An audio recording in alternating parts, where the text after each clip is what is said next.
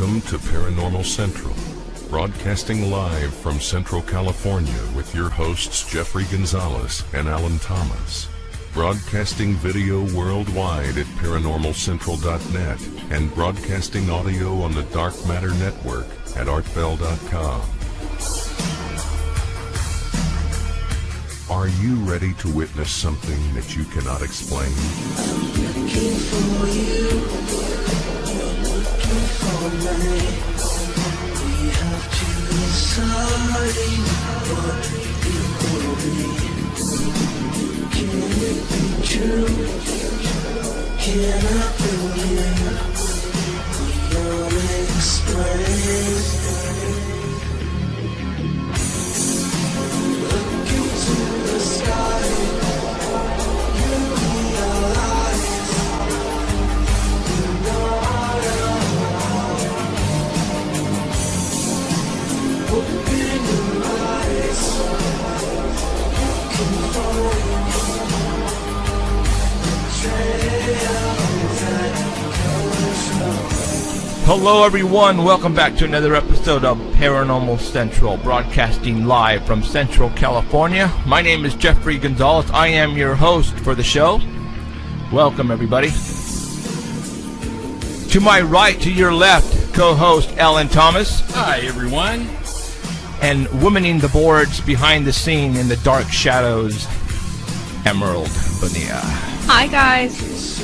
Welcome everybody. Thanks for showing up wherever you may be around the world, Brazil, Mexico, Japan, China. We have fans all over the place, and I appreciate that. You would not believe how much I do. Tonight we're going to have a show where I plan to scare the you-know-what out of you from going camping. That's going to be my intention. David Paulides, Missing 411, the show that we have been waiting for a long time. I had him on about 2 or 3 years ago, and I think that was one show that I can never possibly ever reproduce, because it was a 3-hour show, and it was a great show, and I will tell you more about that show and where you can see it after we talk to David Paulides tonight. He has written now 4 books about missing people around the world, I think, actually, and mostly here in the United States and Canada and Alaska. And you won't believe how many people go missing and where and why. Well, not actually why, but the circumstances, the evidence that we're going to show you, not evidence, but facts on how all these people are going missing. And you guys are going to totally trip out like I did 3 years ago when I interviewed him. So sit right back, and if you have people who like to go camping, who like to go hunting up in the mountains, and I'm talking anywhere in the United States, mountains, then you better have them watch this show now. And so it's going to be a good show tonight. So if you are watching us at ParanormalCentral.net, you are looking at us right now. We're going to be doing the Squatch report here pretty quick, and I'm going to be showing you some pictures, and you can go and watch them on the screen. If you are listening to us at Dark Matter Network at the ArtBell.com website, yep, you heard me right, ArtBell.com is carrying our show worldwide on the Dark Matter Network.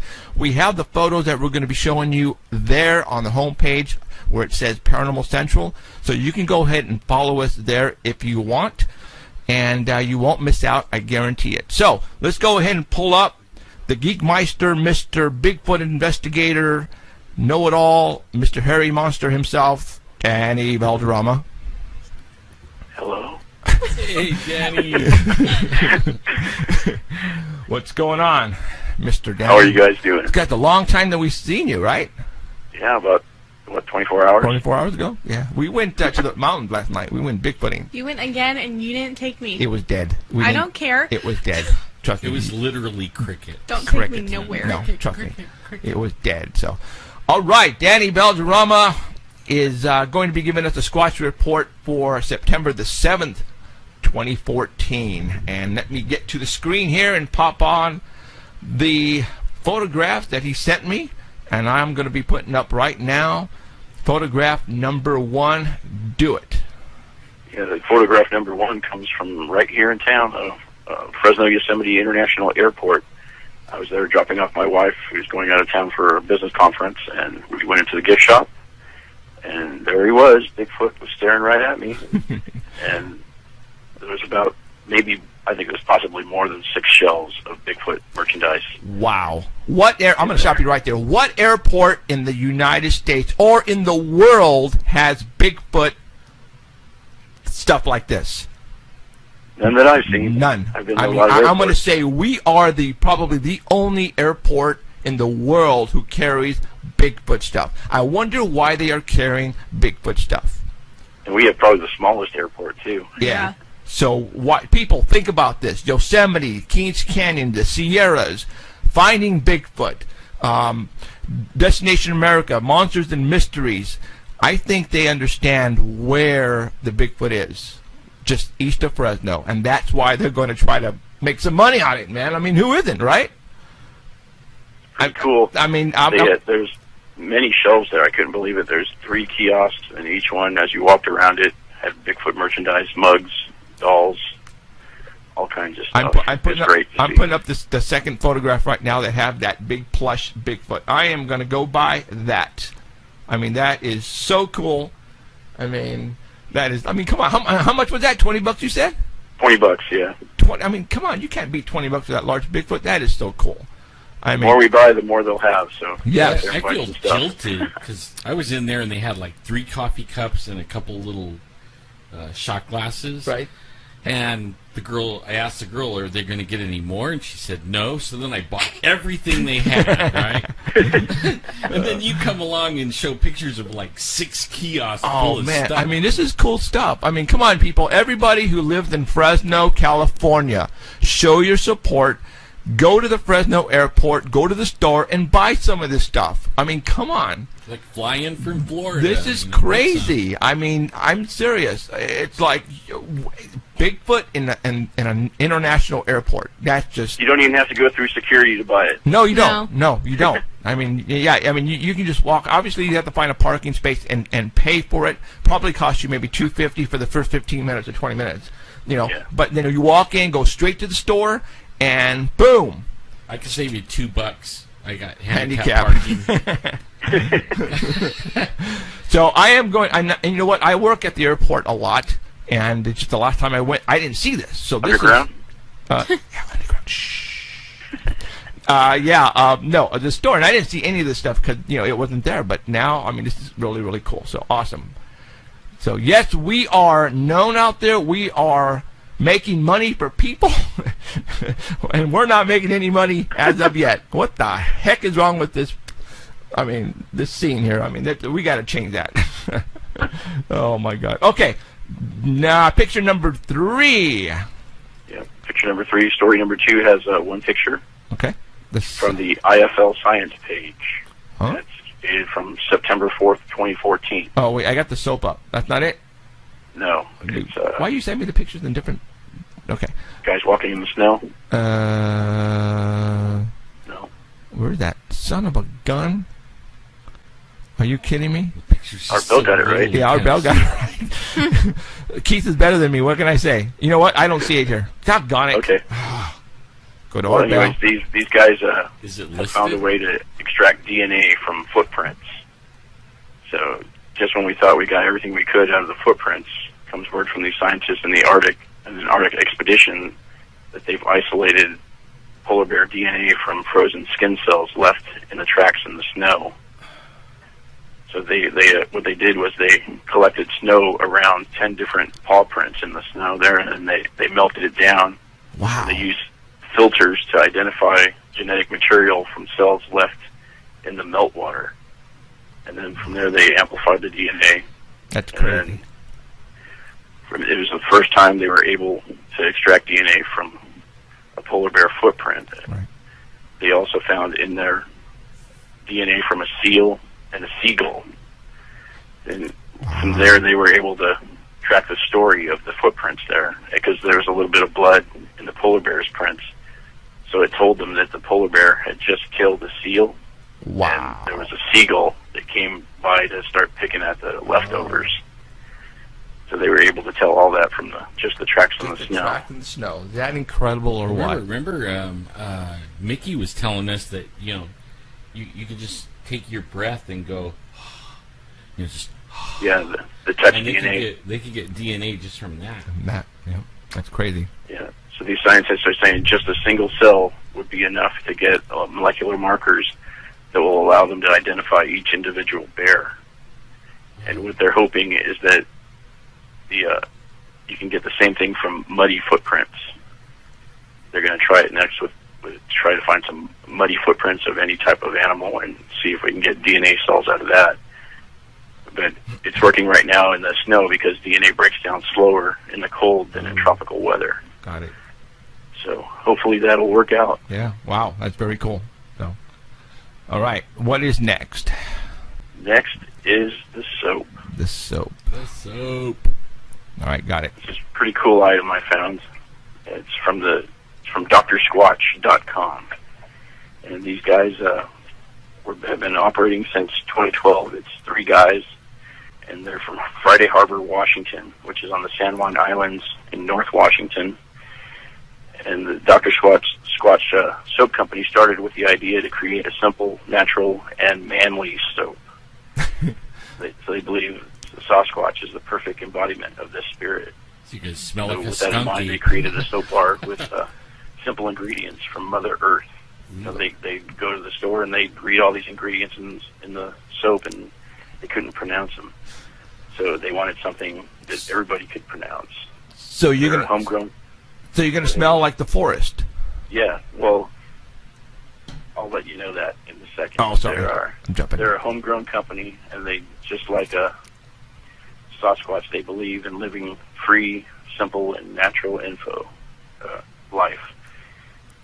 Their soap is made with all natural ingredients that you can pronounce, and they all come together to clean, nourish, and rejuvenate the largest organ in your body, your skin.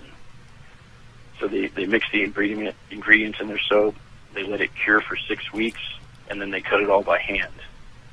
And the soap that they have comes in 8 different fragrances. So you can get pine tar, gold moss scrub, cedar citrus, bay rum, spearmint basil scrub, cool fresh aloe, eucalyptus Greek yogurt, or the deep sea goat's milk. So there's 8 different fragrances for you to try. Most of them smell like the wilderness out there. Then you know what? I'm telling you right now, for those Bigfoot hunter, Bigfoot investigators who are listening to this show, I think a lot of problems people have when they're up looking for Bigfoot is they smell perfumey. They have those colognes on, and Bigfoots, just like any other animal in the wild, have a sense of smell. So if you were to take a shower using the forest smell, you know what I'm saying? I think, Blend right in. you'll blend right in. Absolutely. These bars of soap are $6 a piece. Oh, They do. You might get go to the eaten next though. picture. You walk around with goat milk. Now milk the goat smell. milk you don't want to put on when you're looking. You turn around and have every cat in the land Yeah. following you. Be running. Yeah, that's not a good thing. I don't know why you would want to smell like goats. Or There's 4 yogurt. pictures. You know how many bears could smell you from 50 miles smelling like a yogurt? Man. Okay, now we have the deep sea, deep sea goat milk. Dude, you weren't kidding. There it is. Deep sea goat milk. Oh, I thought you were goofing around with it, dude. That's funny. They have yeah. 416 reviews, and they're all positive. Everybody loves this stuff. Deep sea. The bars Okay, of soap are $6 a piece. tell me, what does deep sea goat milk smell like? I have no idea. I couldn't tell you that. That's you can find out. Yeah. Well, you know what? Why don't you? If it's all good, reviews, then you're in contact with them. Tell them to bring some in or send them to you, and we will try it. We will actually put it on. Put them on. We'll go Take in a the shower. woods with it on, man. I will. So, You also but get a yeah, gift box. you know what? They have Well, tell them. I know you communicated with them. Tell them to send you, and if they are listening to us right now, get a hold of Danny Valderrama, send him some gift boxes, a couple of them, Goat milk. and literally, I will take a shower using, just before we go to Bigfoot hunting, investigating, He needs to. I will take a shower like I always do, but I will use the forest smell, the evergreen, whatever that is.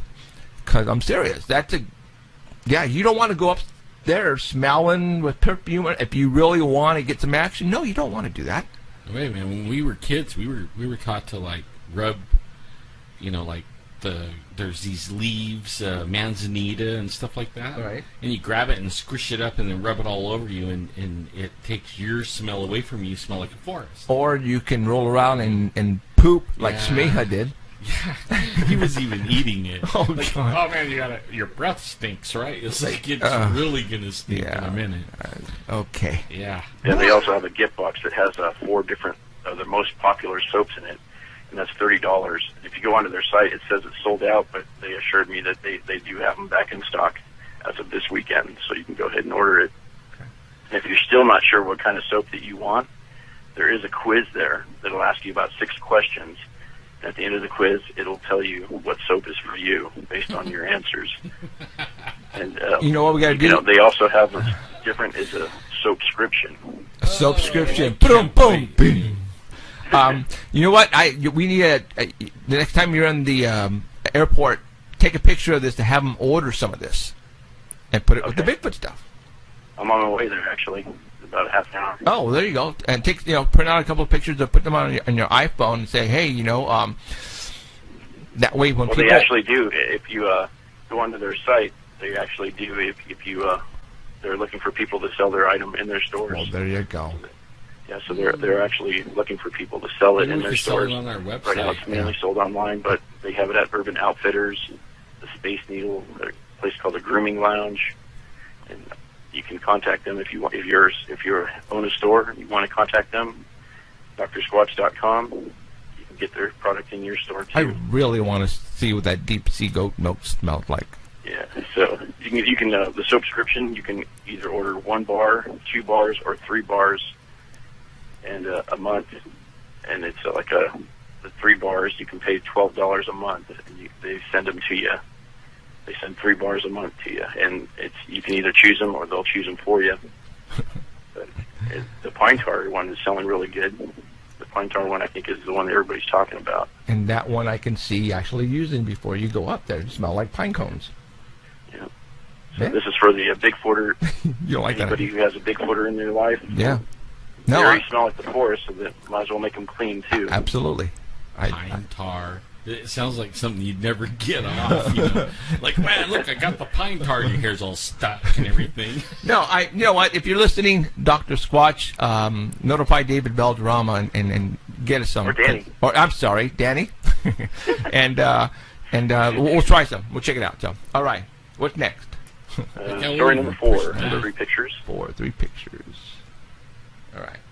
Oh, This broke on Monday, September 1st, I was reading on about the this. Sasquatch Hunter page. It's from Stacy Brown. Stacy Brown Jr., if you remember him, he was the winner of the $10 million Bigfoot bounty that was on TV. He didn't win the $10 million, but he did have the most evidence, so he did win something. I can't remember the dollar amount that he won. It 100 wasn't grand. $10 million. It was like $100,000. Wow. But this broke last Sunday that just after our show ended, that he announced that he was in possession of a arm, and that's the picture that's on there. They found it in the woods out in Florida in one of his favorite hot spots, and they took it to the Fish and Wildlife Conservation Commission, and they confirmed that it was not from a bear or a human. So they were going to take it to get analyzed, see what was going on. And he also says there are no bears or monkeys in that area of Florida. So they weren't sure what it was. They said the people told him that it was an unknown primate arm. So he put it on Facebook, see if anybody could identify it. And if you go to the next picture, it's a picture without the dirt behind it. You can see the length on it. So it was sent out for testing, and they're hoping it's the arm of a skunk ape. And So how are they going to know it's a skunk ape? It's got to come back part ape then, right? Yeah. But not so yeah, it's going to be Or unknown type of ape. Yeah, it's kind of small. Yeah. Yeah, it is. They're saying somebody told them it looked like an orangutan arm, and there was a report of a orangutan that was loose out there, but they don't know if it was the same area that he found it in. Oh, okay. But in the area that they did find it in, there has been Bigfoot activity, and in April they did find a trackway through that whole area. So they're Yeah, hoping that I'm looking at it, and is that supposed to be the knee? The middle part? it's supposed to be the arm. Oh, that's the arm. The elbow, yeah, and the hand at the bottom. Okay, Yeah. so, and that's a ruler right there, so what are we looking at, 17 inches? Yeah, it's Yeah, not that pretty long. long. Well, Now they did announce that there would be a press conference today around 3:30 on one of the other shows, and what I just found out right now a few minutes ago, just before it came on, is that they did identify it. they did? They did, and I guess Disotel from the $10 million Bigfoot bounty ran a bunch of tests on it over the week. Uh-huh. So he and Stacy Brown Jr. announced on this radio show that it was a gator arm, possibly a hind leg. Yeah. Boy, they sure ran this and just milked the heck out of this, didn't they? I mean, it was all over the place. It sure was. It was everywhere. Yeah, it was. Well, there you go. An alligator. Turns out to be a gator arm. So maybe a skunk ape Wah, ate a wah, gator. wah. You know, it's like when we go out up to the hills and we find deer legs twisted off. Right? We don't find the deer. We find anything of the deer, just a twisted off deer leg. Right. So maybe I think the Bigfoot keeps the twisted off so the deer can't run away. Maybe he twisted the leg off the gator so it couldn't run away. And then dragged him off later and ate him took him back home to his family. Now, Yes, but they are finding evidence out there in that area, so Right. anything's possible. anything is possible. So, all right, right on. What else there, Mr. All right. Danny? Is that it? I know you're going to keep it That's short it. this week because we have a very special guest coming on here pretty Yeah. quick. So, all right, Danny. Thank you very much, and we will talk to you next week. Bye, Let me know what the airport says tonight if you do talk to him. Okay. Okay. All right, dude. See ya. All right. Thank you. Bye. Sorry. So, all right, right on. All right. Gator arm. I never thought about. I was thinking maybe a monkey because I know there's supposedly in the swamps out there there's like loose monkeys and stuff like that. So that's what my guess was going to be. But I was thinking it might have been some kind of sloth. Because they have those over there too. Do they? No, right on. But wasn't sure. Okay, we are going to be contacting now David Paulides.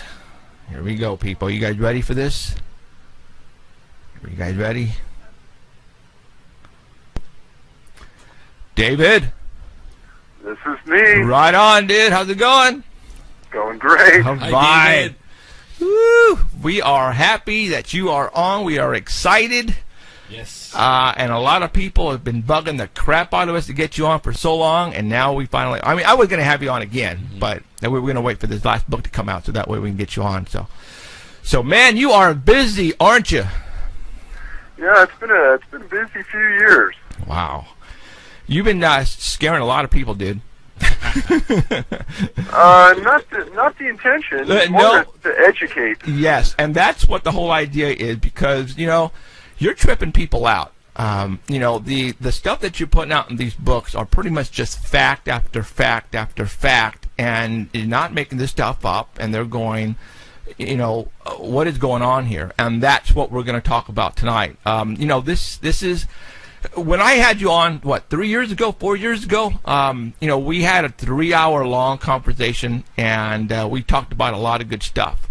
But the stuff now that you have in the last couple of books you're going into great detail, and that's what I want to get into tonight. So Missing 411, The Devil in the Detail. Great I love title. that title. Great title. That's good. All right, let's see. Where do we start? Because I have a lot of questions. All right, tell us about this 4th book that you just put out.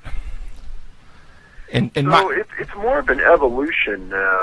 If people haven't heard about it, it started off about 5 years ago when we got some recommendations from some National Park Service rangers that there was a series of disappearances in parks that they had worked at, and at that front end, there had been a lot of publicity, but then after 7 to 10 days, it tapers off quickly, and then you don't hear about the case anymore. Right. And they thought somebody ought to be looking into it, and they thought that there were an abnormal number of disappearances in the parks, especially in certain locations where they didn't think people should be going missing, and they were. So we started to look into it, and at the beginning, you start to read, 1,000, 2,000 reports, things start to come out that maybe if you read only 100, you wouldn't recognize. But now we're up to over 4,000 reports in 5 years, and certain things are starting to come to the surface that maybe we didn't recognize at the beginning.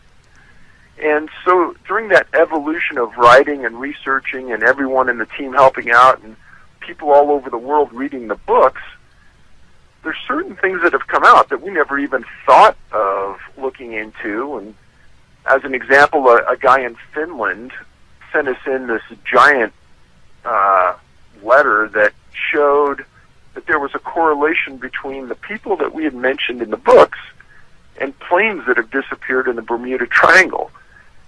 And the idea that we would ever even look into that never came to our mind.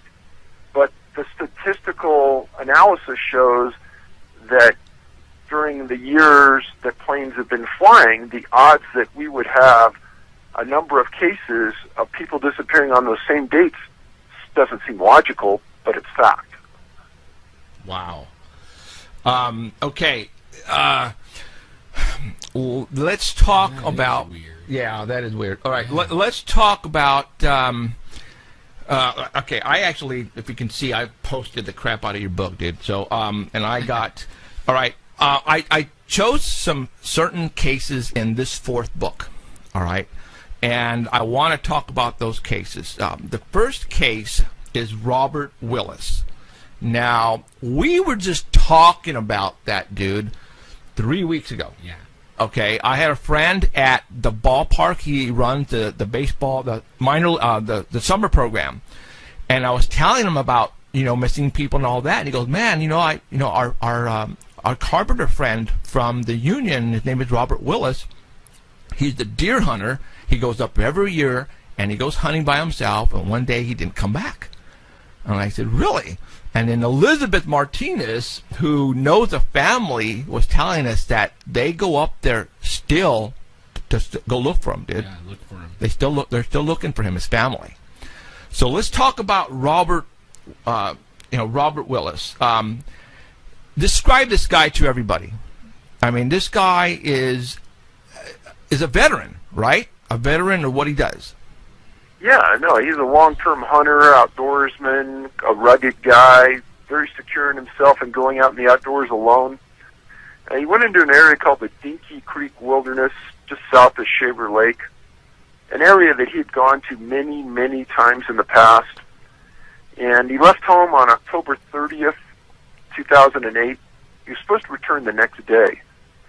And on November 3rd, he was eventually reported missing at about 5:45 a.m. And at that point, it had already started to rain and snow in the area. As soon as there was a break in the weather, the sheriff put up a couple helicopters, dogs, people on horseback went in. And this is in between Yosemite and Sequoia National Park. It's in between two national parks. And it's in an area between these two parks where I've documented many people that have gone missing and have never been found. And he took a rifle and a handgun with him. They found his 2000 Nissan Frontier pickup, and they found most of his supplies in the pickup, indicating that he was coming back to that car. He wasn't going to spend the night out on the middle of nowhere. He was on Forest Service Road 10S31, kind of in an area everyone expected him to be. And what I tell people about this incident, and hundreds of others, is that this is a prime example why you never go out alone. Oh, David, I actually yelled at everybody on my audience last week. or 2 yeah, weeks it was ago. close. Literally, I Close was last yelling at everybody to knock it off. Don't do it. That's it. Stop going by yourself, hiking or hunting. And well, continue on. I mean, I was ticked, David. I was ticked off. Go ahead. So one of the things that we recommend to people, if you have to go out by yourself, is you carry a firearm and you carry a personal locator transponder. And those two things together, out of 4,000 cases, we've never found a case where people that had both items disappeared. A lot of people with firearms and hunters, a lot of them disappear. There's only been one case where a person was carrying a transponder and disappeared. That person was right on the outskirts of Yosemite. They found him at the bottom of a cliff in a crag, and that's how they located him, because his transponder apparently went off when it hit the rocks. Wow. Now, that case was in the books because it was so odd what happened. I won't go into that, but if you're going to go out alone, carry a gun and carry a transponder. Transponders cost about $200, $300. If you're going to go out a lot in the woods, carry one. What happens is that they send off a signal to a satellite that goes to National Oceanographic and Administration personnel, sends a signal that you're in distress, and they can locate you within 10 to 20 feet from where that transponder is. I can't explain why the transponder and the gun together mean anything. I can only give you the facts as we know them, that people haven't disappeared together like that. Now, Robert, to this day, still hasn't been found. Right. But, I don't want to focus just on his case, because there's probably 100 others I've written about that are identical to this, where the guy's never been found, and he was quite adept at the outdoors. Right. Like my teacher, the one in the first book. Yeah. What's his name? James Arthur. James Arthur. He was in the 144th Fighter Squad. In military. That shocked me when I turned the page and there's my teacher. Yeah. That's crazy. Whoa. Okay, and that's what I want to talk about that later on. So wait, like on the name of the book now, before we get in all the stories. Right.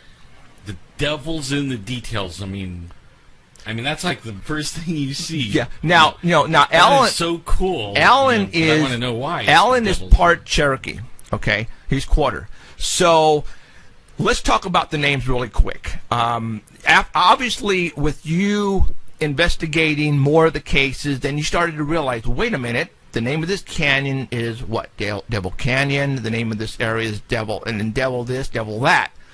Let's talk about that a little bit. Now, I don't know, but who names these particular parks or canyons with the word devil? How did that get their name, David? Well, that's $1 million question, and all three of us together could spend the next 20 years trying to figure that out. And there are no easy answers to that.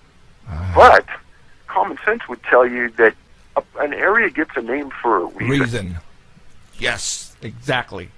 Now, what that reason is for those specific names, we really don't know, because it's impossible to try to figure that out.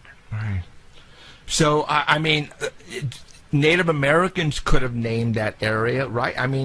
Like you're saying, we're just thinking out of the box. How did they get their names with the devil in it? Obviously, it was named for a reason. Bad devil. When you say devil, it's bad. A lot of them go way back, like legends. Like hundreds of years. That was what that was known for. And then it just gets on the map because that's what everybody calls it. Everybody calls it. Yeah. So when you say devil, you're saying bad place. Very, very bad place. Yeah, don't go there. Don't go there. Okay. All right. There's a couple of cases that I wanted to talk about here around us. And the next one was George Benka. I believe his last name is spelled. Oh, Penka. Benka. Yeah. That I just blows me away. Go for it. Tell us about this one. A lot of people have keyed on this case because George was with a religious group from his hometown in Southern California that went into Yosemite as a group, and they decided that they were going to hike around the area. George was a big guy. He probably wasn't a long-distance runner. He looked like he was a pretty sedentary guy just from his appearance. But on June 17th, 2011, the group decided that they were going to hike up to Upper Yosemite Falls via the Upper Falls Trail. And they made it to the top, and they hung around there for quite a while. And at 2:30, the group decided they were going to head back to the cars from the top of the falls. And George was in the back of the pack as they started to come down the trail. Now, for the people who don't know, this is a big trail.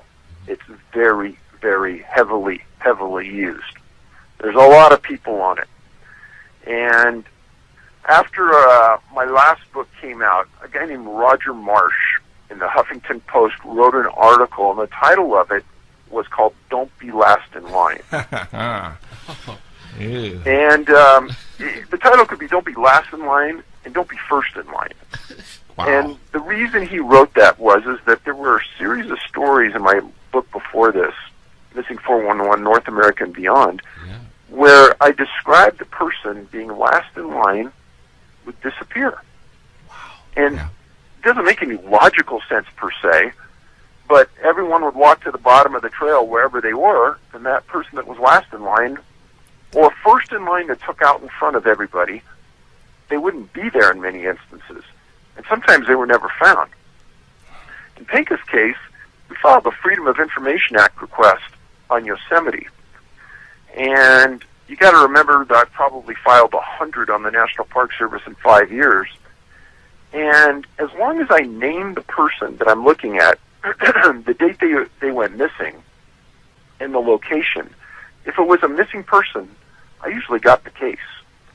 In this incident, they told me I wouldn't get the case on Penka. Really? And I went back at them and I said, well, is this a criminal case? They said, no. So it's just a missing person case? Yes. And there's no suspects? No. Well, why wouldn't you let me have the case? And they said, you're not going to get it. Now, Yosemite's done this before. And Yosemite, just so people know, it's the largest cluster of missing people anywhere in the world that we've researched. We have 52 clusters of missing people. Yosemite's the largest. And somebody at Yosemite is starting to pay attention because they're stopping and giving us any cooperation at all. And in this incident, when George disappeared, there was a huge search. They never found hide nor hair of George. And obviously the church group was distraught, his family's distraught. Well, where can you go on this big trail? Wow. I mean, think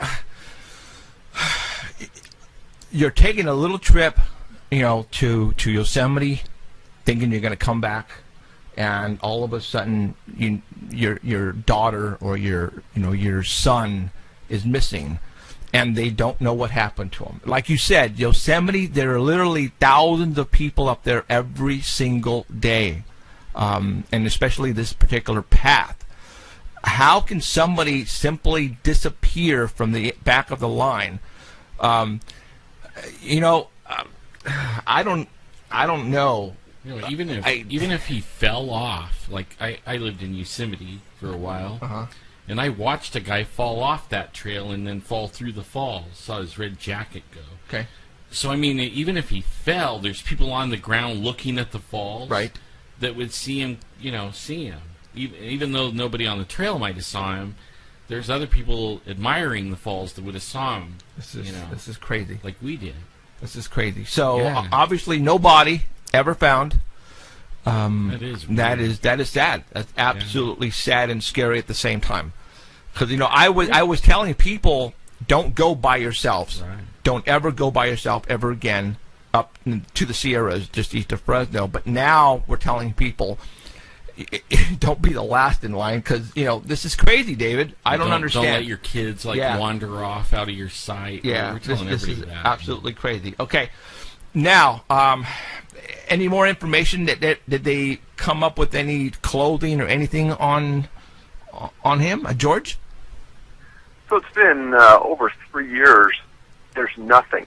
And one of the things I think that's important to understand, you guys almost touched on it there, is that if he would have fallen somewhere, or if he would walk behind a rock because he was sick, passed out, and died, I guarantee they would have found his body by now, because through decomposition, the odor would have been overwhelming on that trail. They would have found him. Yeah. I think you're absolutely right. So let's think about this. Okay, you're walking down a trail, and there's other people in front of you. Can a bear come out of nowhere and take you and just run with you? No. All right. Could a mountain lion do the same thing? No. Could a person come by and snag you from the end of the line and take you away? No, because George would have been kicking and screaming and yelling, right? Correct. So how could somebody, maybe 200 pounds, 225 pounds, simply poof? That is, okay, well, right now what I want to do is I want to make people think.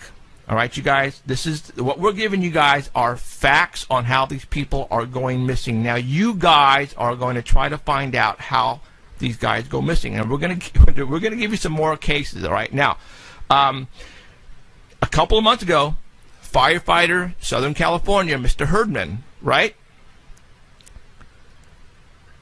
Oh, yes. Yep.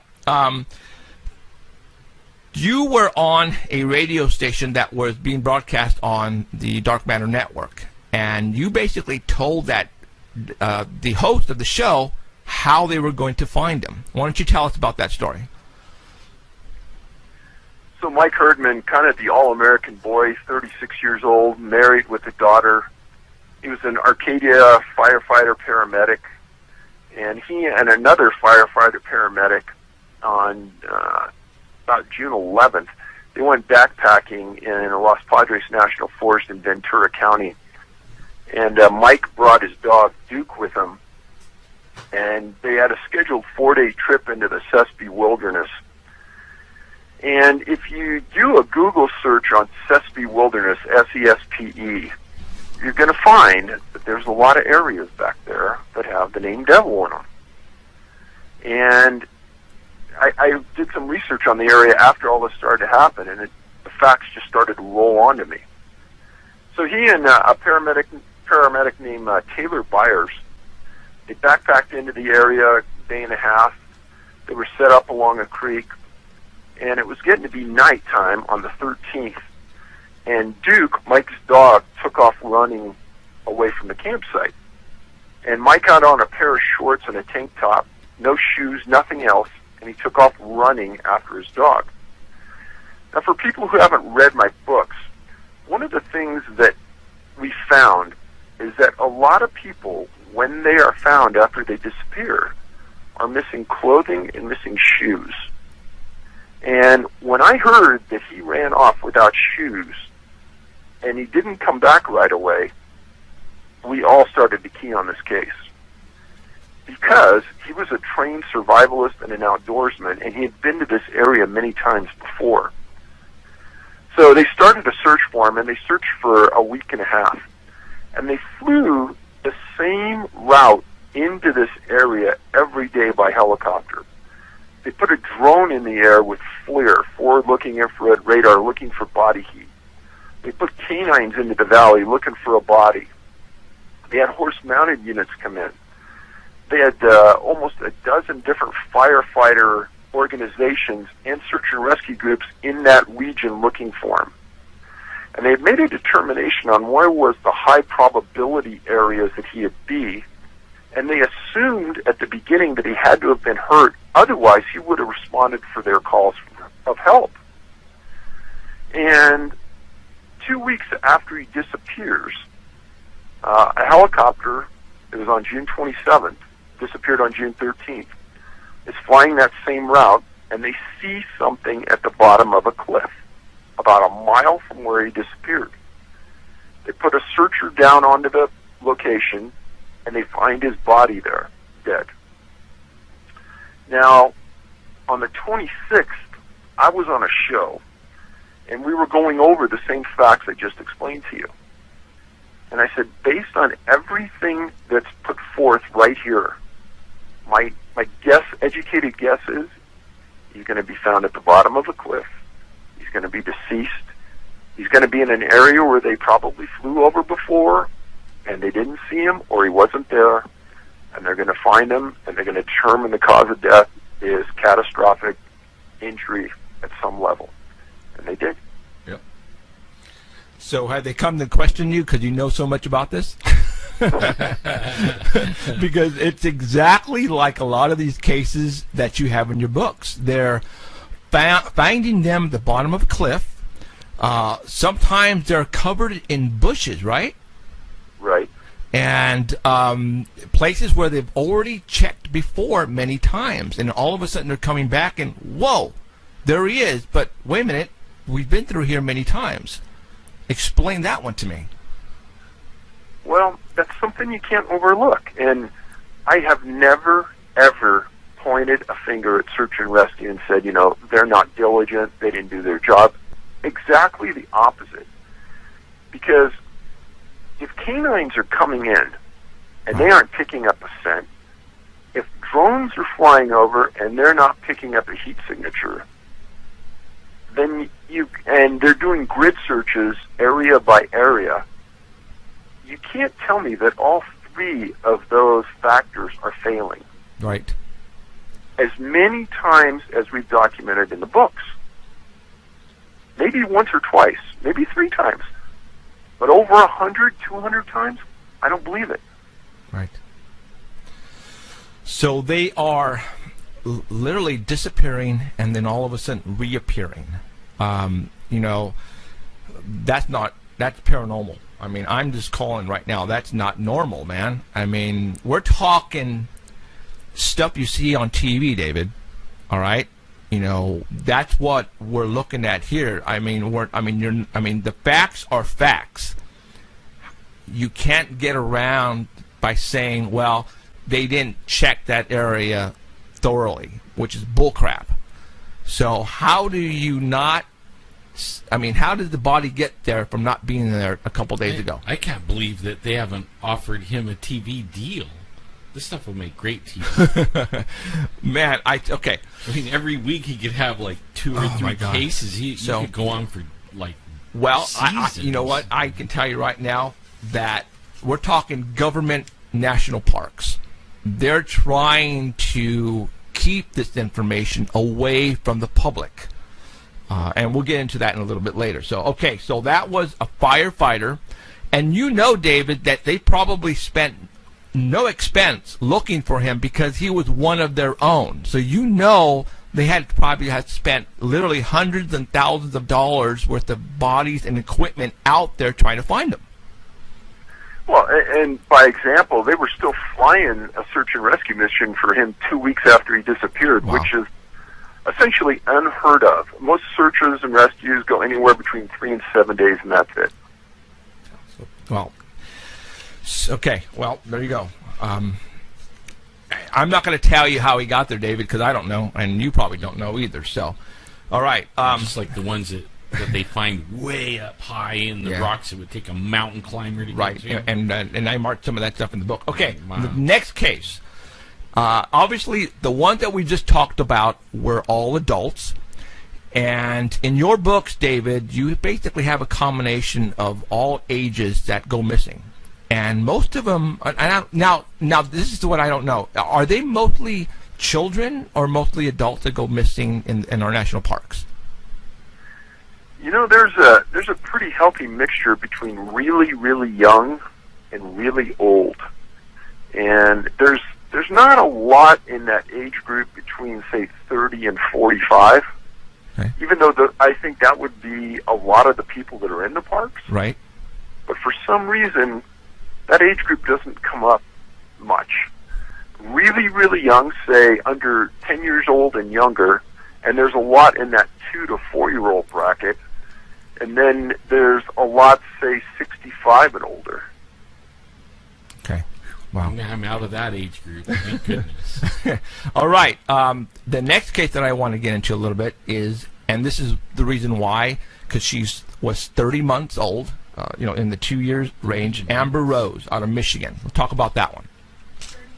So this area near Paris, Michigan, Paris and Baldwin, Michigan, I've written about it many times in my books, and for some reason there's a lot of very, very strange activity that goes on there.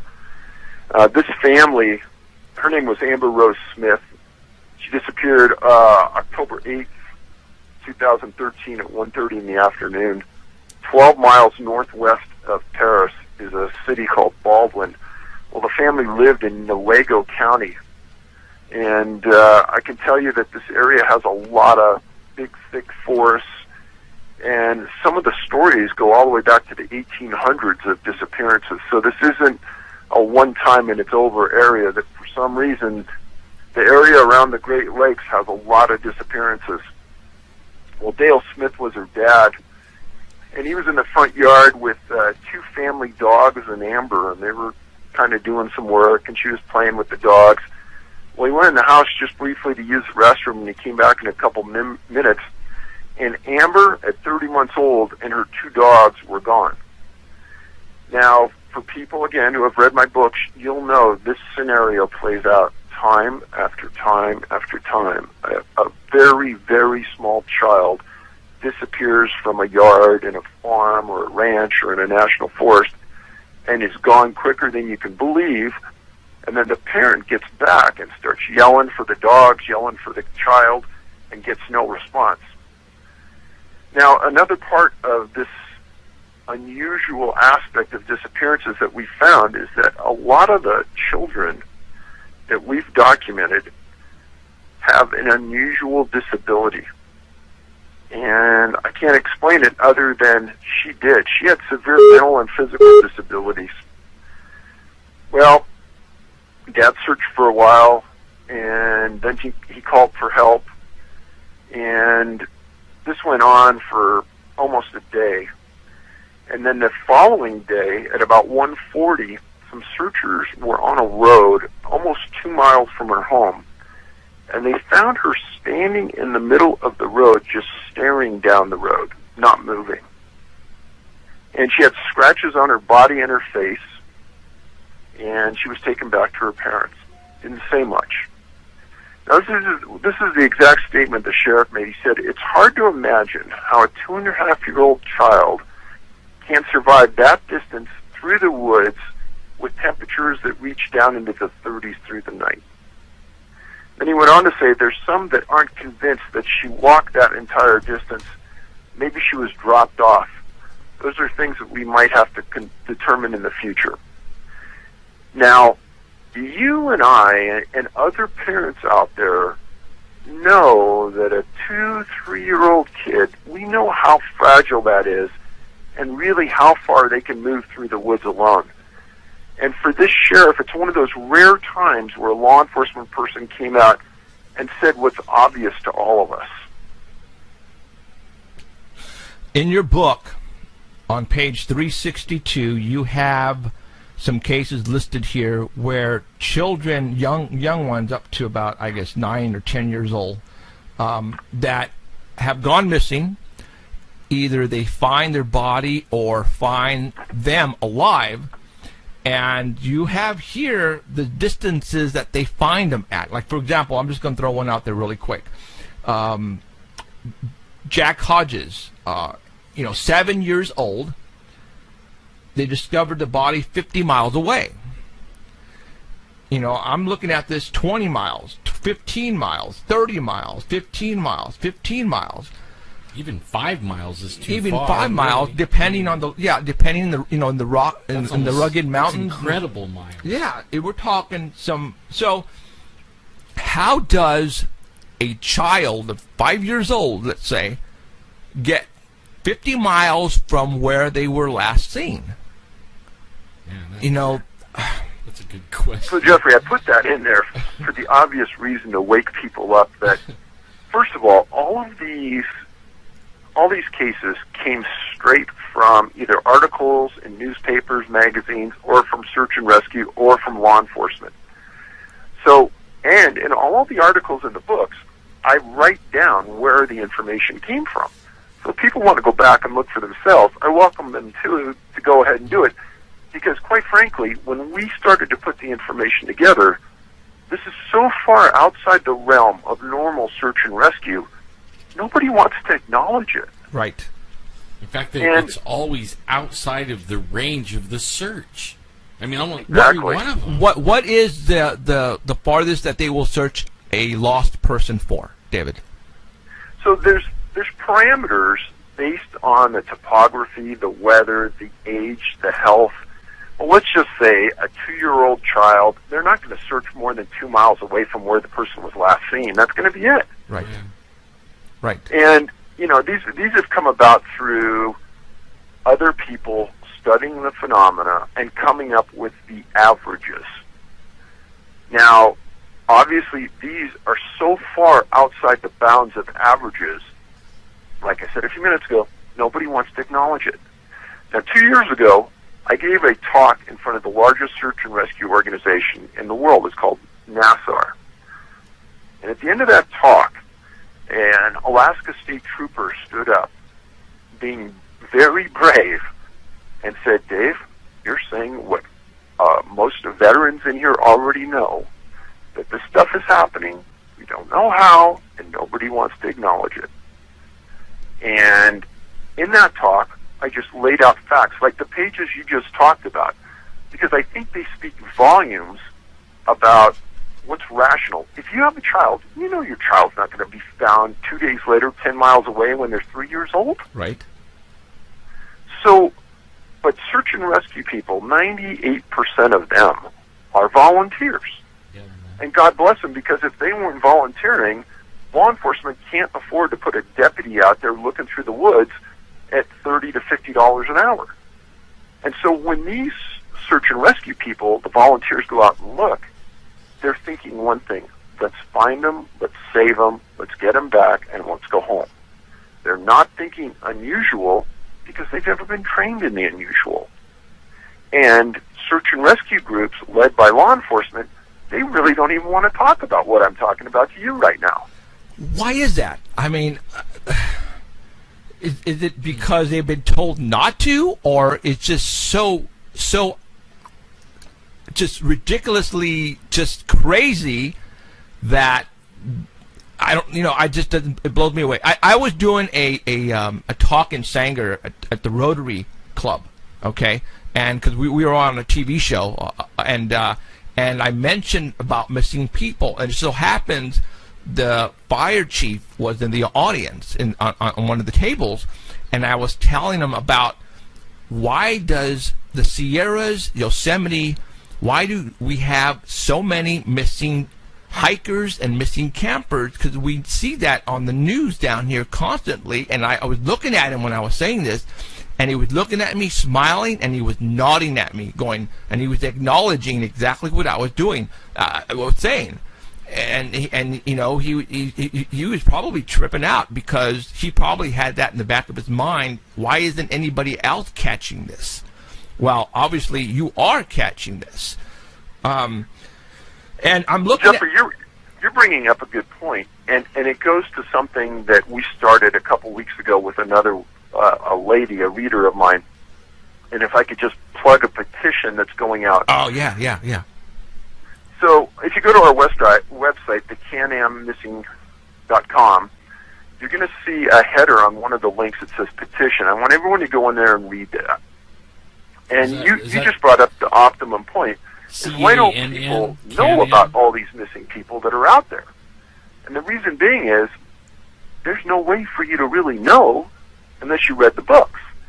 Because the National Park Service, the U.S. Forest Service, and the Department of the Interior will not put on any of their websites any information about missing people other than during that first 7 to 10 day cycle that the people go missing.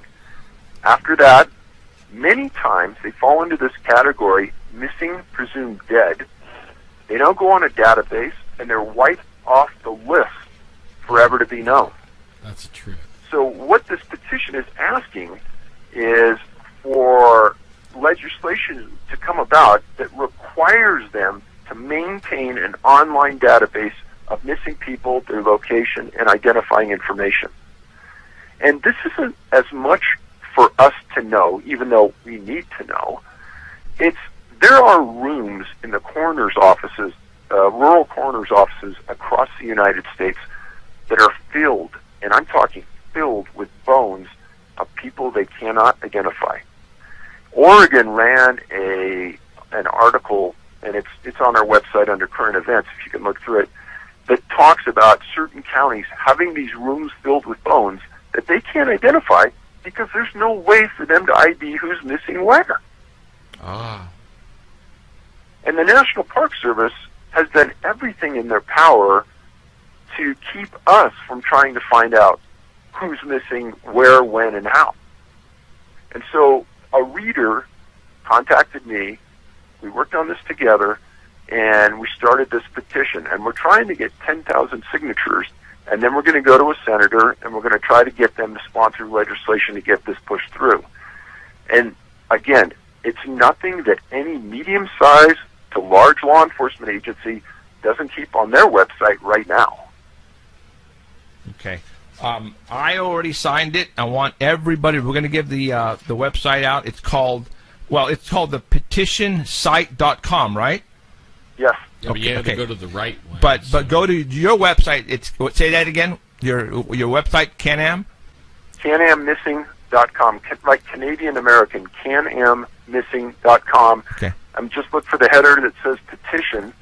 Click on the petition. It'll take you to the site. You can read it, and then I'd be blessed if everybody would sign it. Absolutely. All of you right now who are watching us and listening to us at rval.com, if you can do that right now, do it. If not, do it after the interview, after the show tonight. Now let's get 10,000 signatures on here so we can try to get this thing moving right along, because this has to stop. Is it all right if I we have a website also, and can I put that prominently on our website for a while? Well, that'd be great. I'll do that, Okay. and even on when I put the archive up, I'll put the a little saying go to it. Big time. Okay. Yeah. Now, one more case that I wanted to talk about before we really get into some other stuff. The different types of people that go missing. You're talking young, you're talking old, you're talking a lot too that have disabilities, and you also have some that are very, very smart people that are going missing. Like, for example, Cross, Mr. Cross. Well, how do you pronounce his first name? Alive? I don't know. I'm not sure. Alioth? Alioth. Alioth. There you go. From Lake Arrowhead, he went missing. Now, he was a professor, right? Correct. Okay. Now, we're talking, when we're not people, we're not saying, all these people, partiers, teenagers that are going up, they'll go partying and they get lost, and we're talking people that have smarts. We're talking credible people who work in law enforcement, who are military, who are professors. They're going missing. Now, you would think that somebody with intelligence would know how to get out of trouble, who know not to get into trouble. And this one caught my attention because, he was an older gentleman, but still, he's a professor. You would think he'd know how to take care of himself. He was up in the mountains. Now, talk about this one. So in my latest book, one of the categories that I came out with was scholars or academic types. And it's something that can't be ignored. I talk about 4 physicists that have disappeared in the recent past in rural areas, mountains, national parks. Cross is number 5 now. 62 years old. He's from Germany. He's a professor at Van Gurke University in Magdeburg, Germany. And he was attending a conference at Lake Arrowhead Conference Center. And he's a hiker and a hunter in Germany, so he regularly went to the outdoors. The man was in phenomenal shape. And he was on a hike with 20 others on Pinnacle Trail. And what the resort did is they put a guide in the front and a guide in the back of the group. And they were hiking this trail. Well, towards the end of the hike, Cross got tired. And he turned to take a break, and he realized that the guide at the back seemed to be getting sick. And so they sat together, and as everyone else walked off. And they sat there for about 10 or 15 minutes. Cross said he was ready to go again, and the back guide said, "Hey, I still don't feel good. You go ahead and go." So now Cross is last in line, and he takes off. He's never seen again. And if people look at this area around Lake Arrowhead, a lot of big boulders, but not a lot of ground coverage. And they searched for this man for over a week, and they found nothing. He was wearing a blue button-down shirt, a black lanyard with the convention insignia around his neck, blue pants, and he had a bottle of water. Right after he disappeared, the weather changed, and winds up to 60 miles per hour grounded helicopters. But they brought in bloodhounds, ATVs. After the wind stopped, they brought in helicopters with FLIRs, and they found nothing.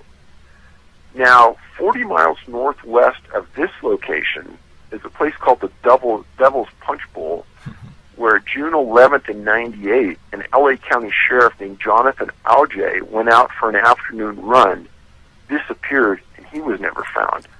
And LA sheriffs threw everything at that, and they could not find him.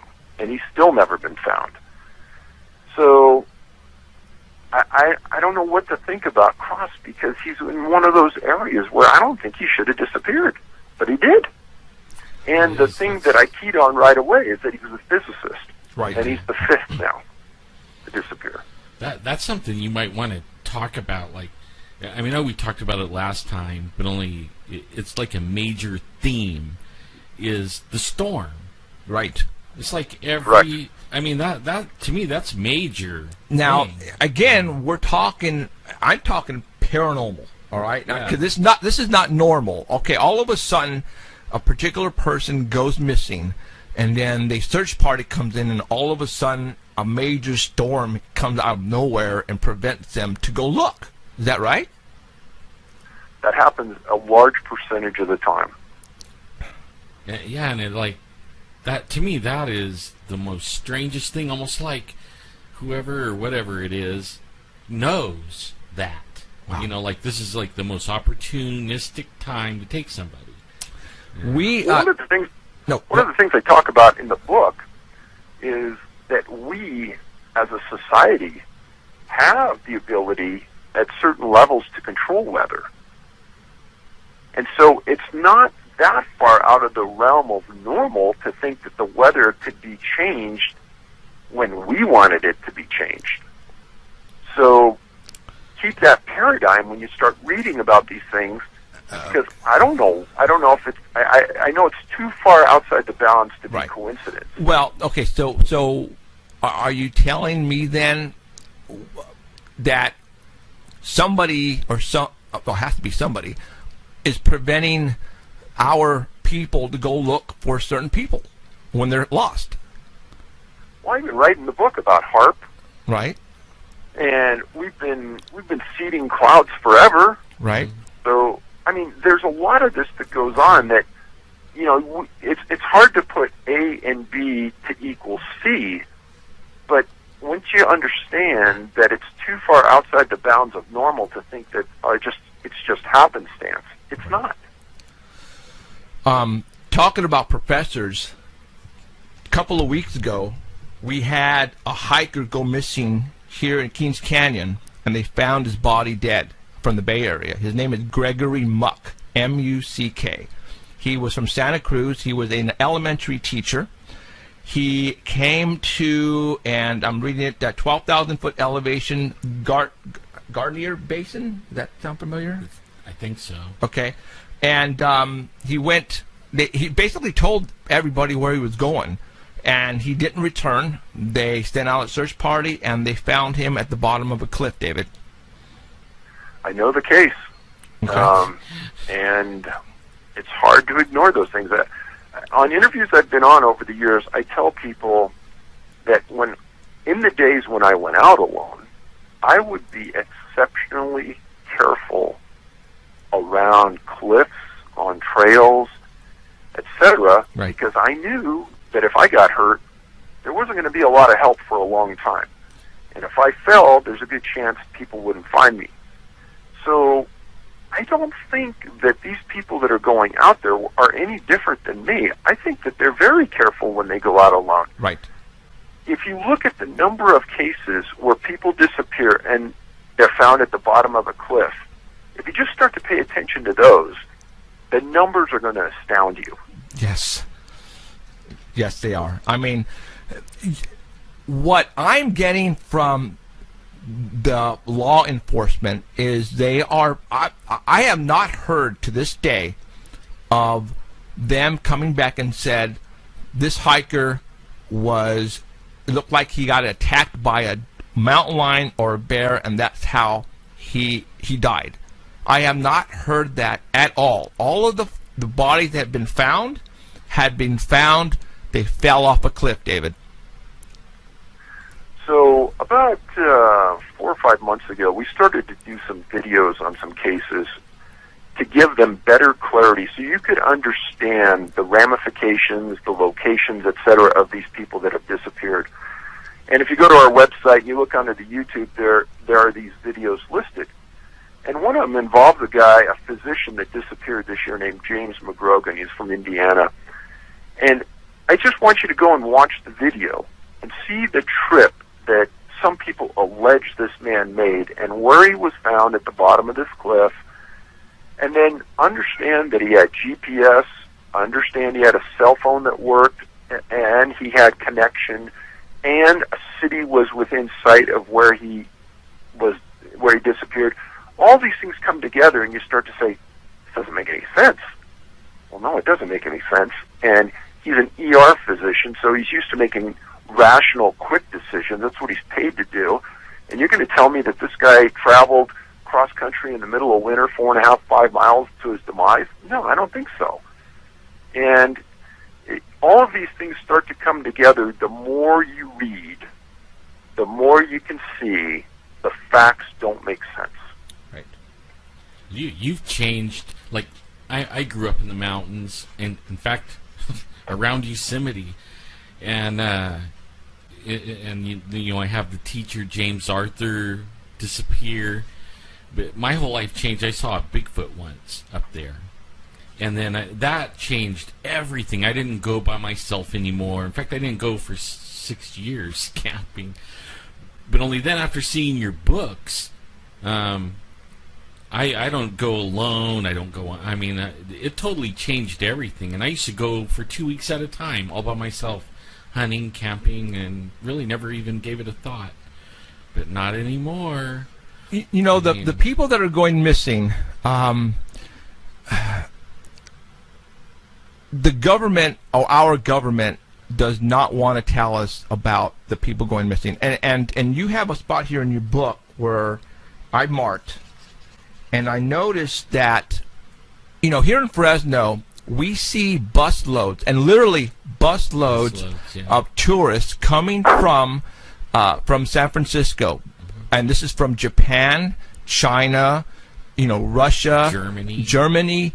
They literally, down Kings Canyon 180, you see busloads of these tourists.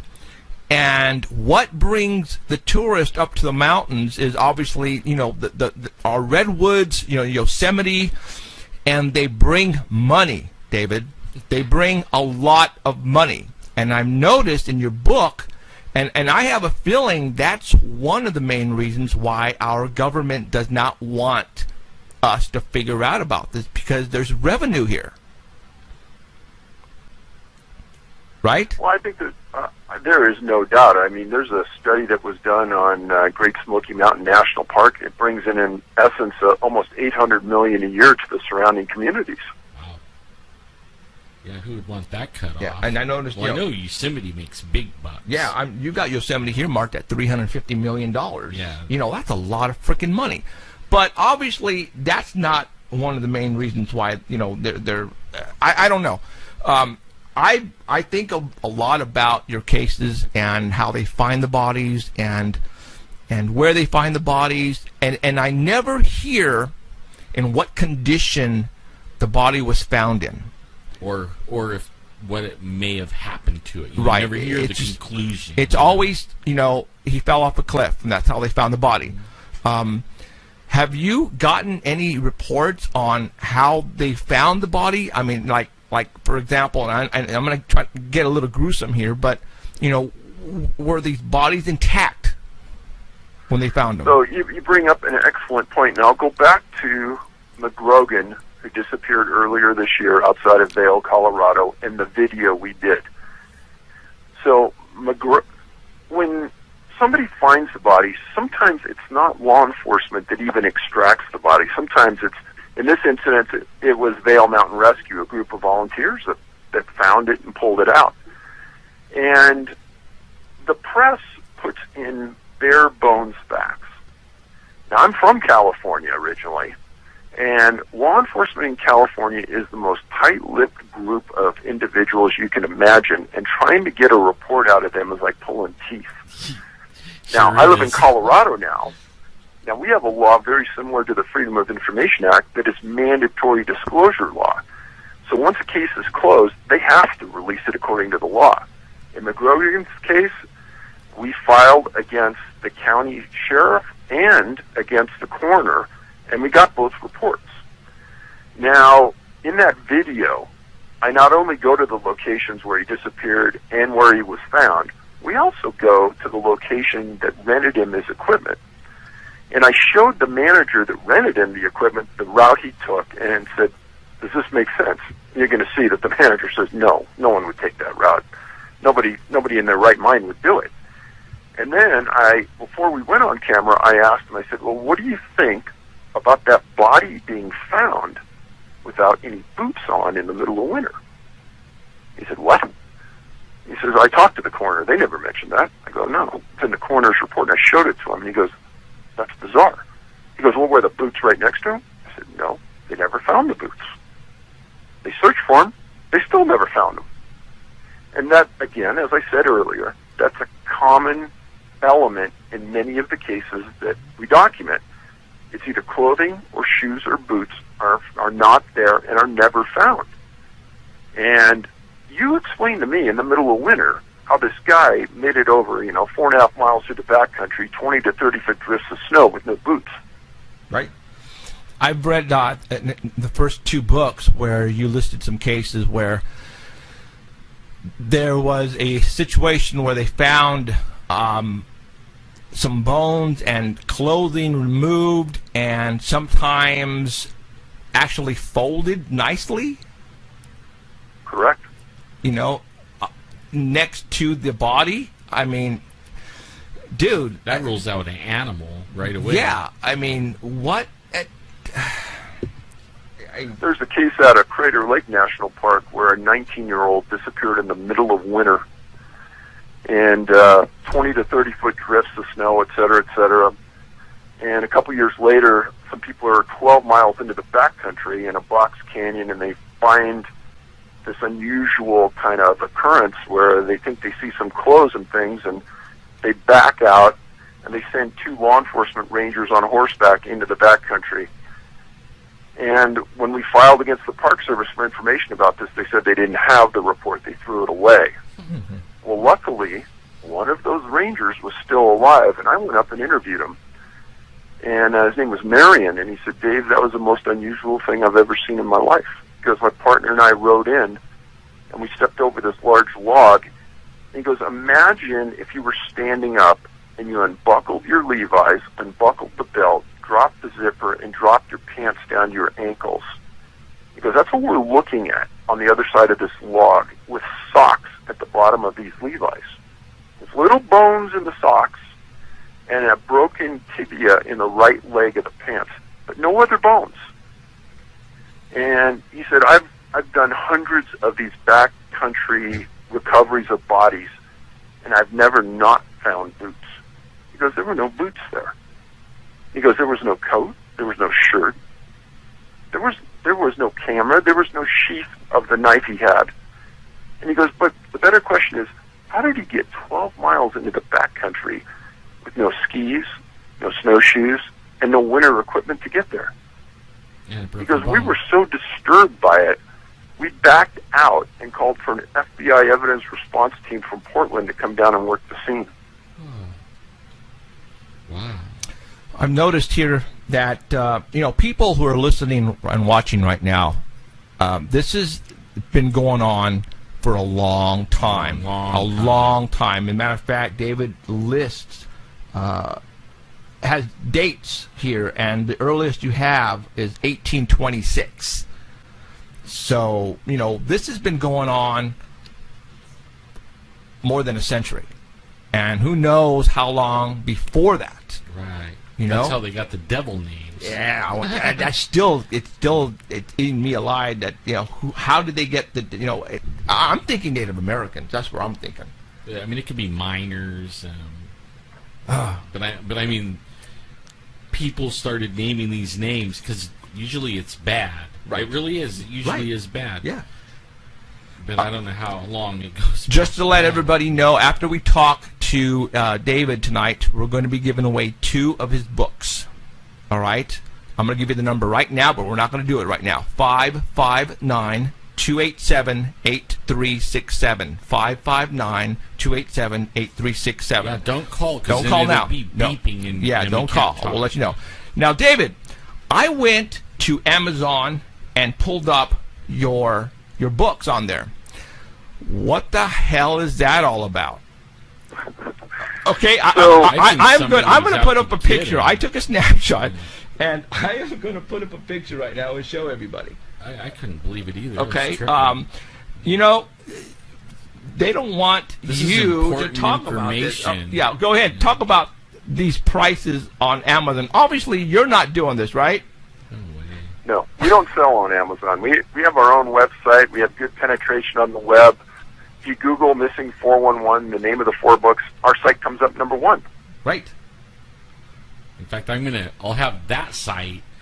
I have a contact site or a contact page for our guests, and I'll have that on in there too. And I won't put the Amazon one. No, and I just want to show I think this is funny, David, but I'm thinking now. Was this? Are the prices put on there by people who have bookstores and that are selling this, or what? I mean, so what these appear to be to us is people that are buying our books and reselling them on Amazon at a huge profit. Huge? I can't believe people are paying that much for a book myself. No, they've got to be out of their mind. Okay, your recent book is going for $2,342. Your first book is going for $2,361. Yeah, I say you're pretty damn popular, David. Yeah.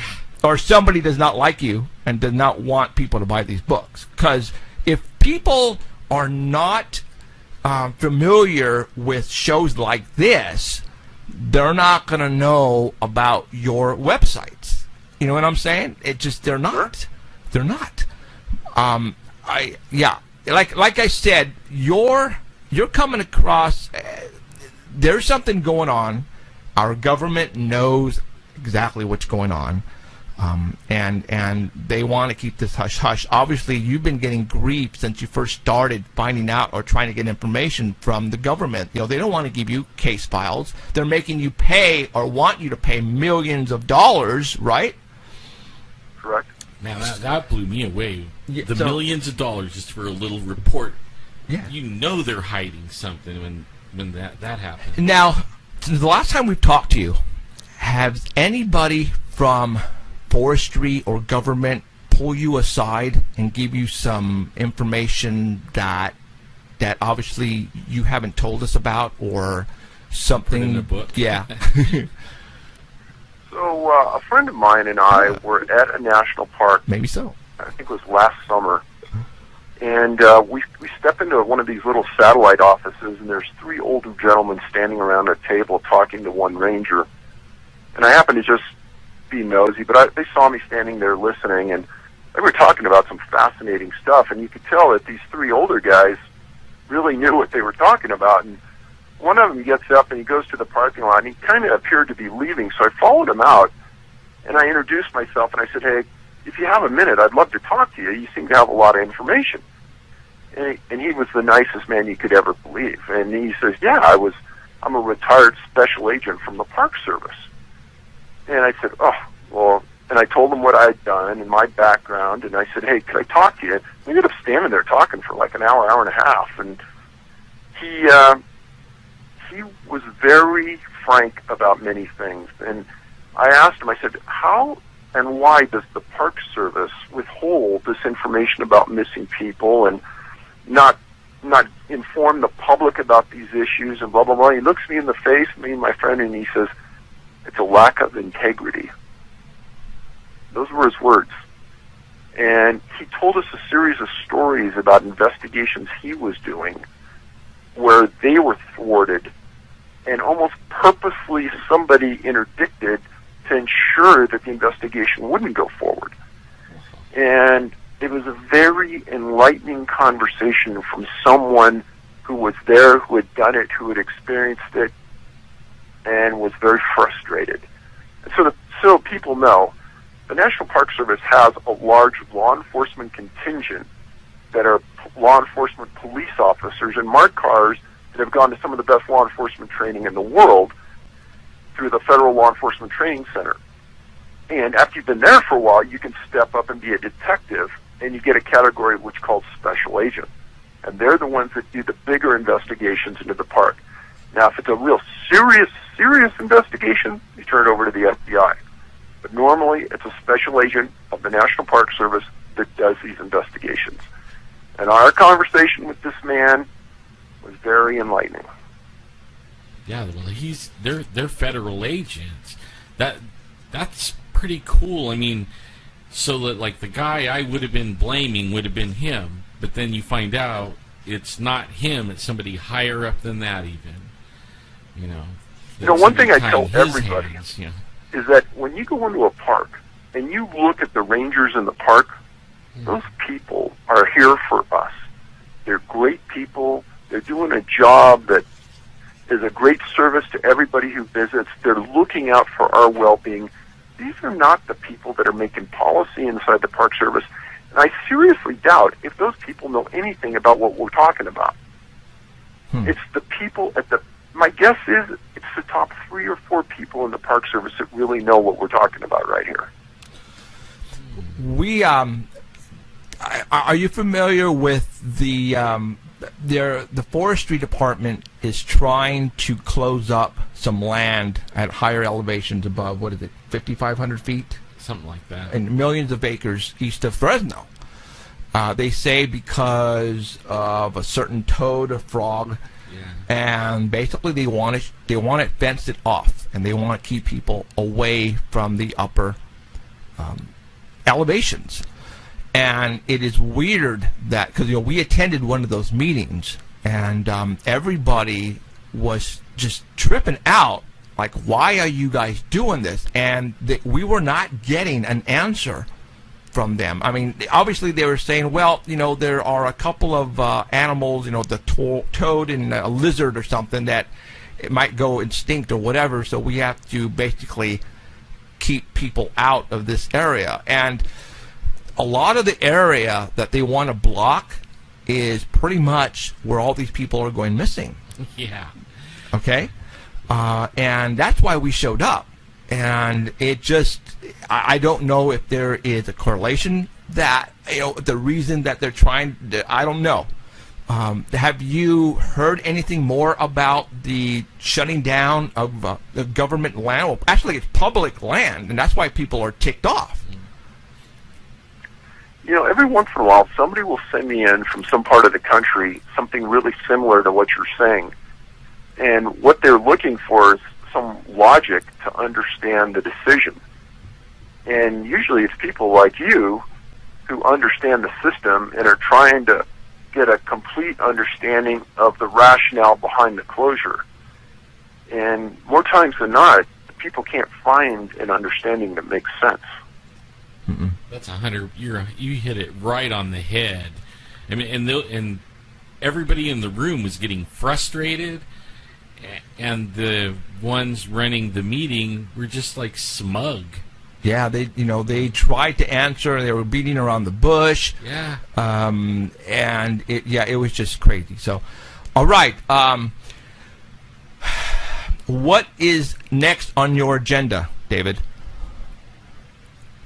Well, I could say so far this year there's been a bumper number of people who have disappeared that fit the profile of what we're researching. Yep. And it has. It really has. Really. And that's very disturbing, because last year was another one of those years that if you look back in the previous 30, there were more than ever.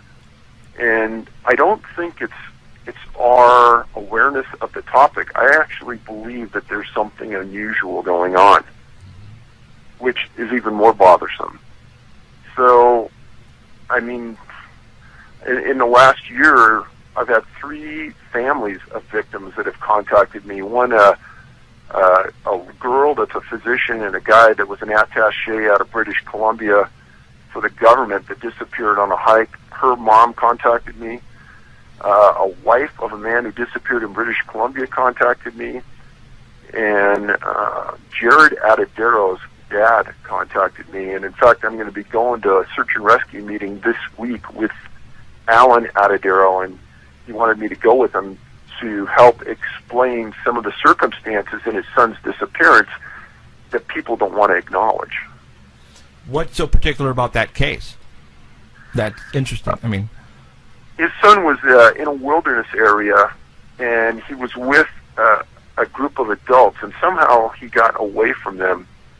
And in fact, this is one of the videos we did that you can watch online on our website. And he disappeared. They searched for him, and 4 years later, they found his shoes and a sweatshirt and a pair of pants inside out, 550 feet above the trail that he was on. He was 3 years old.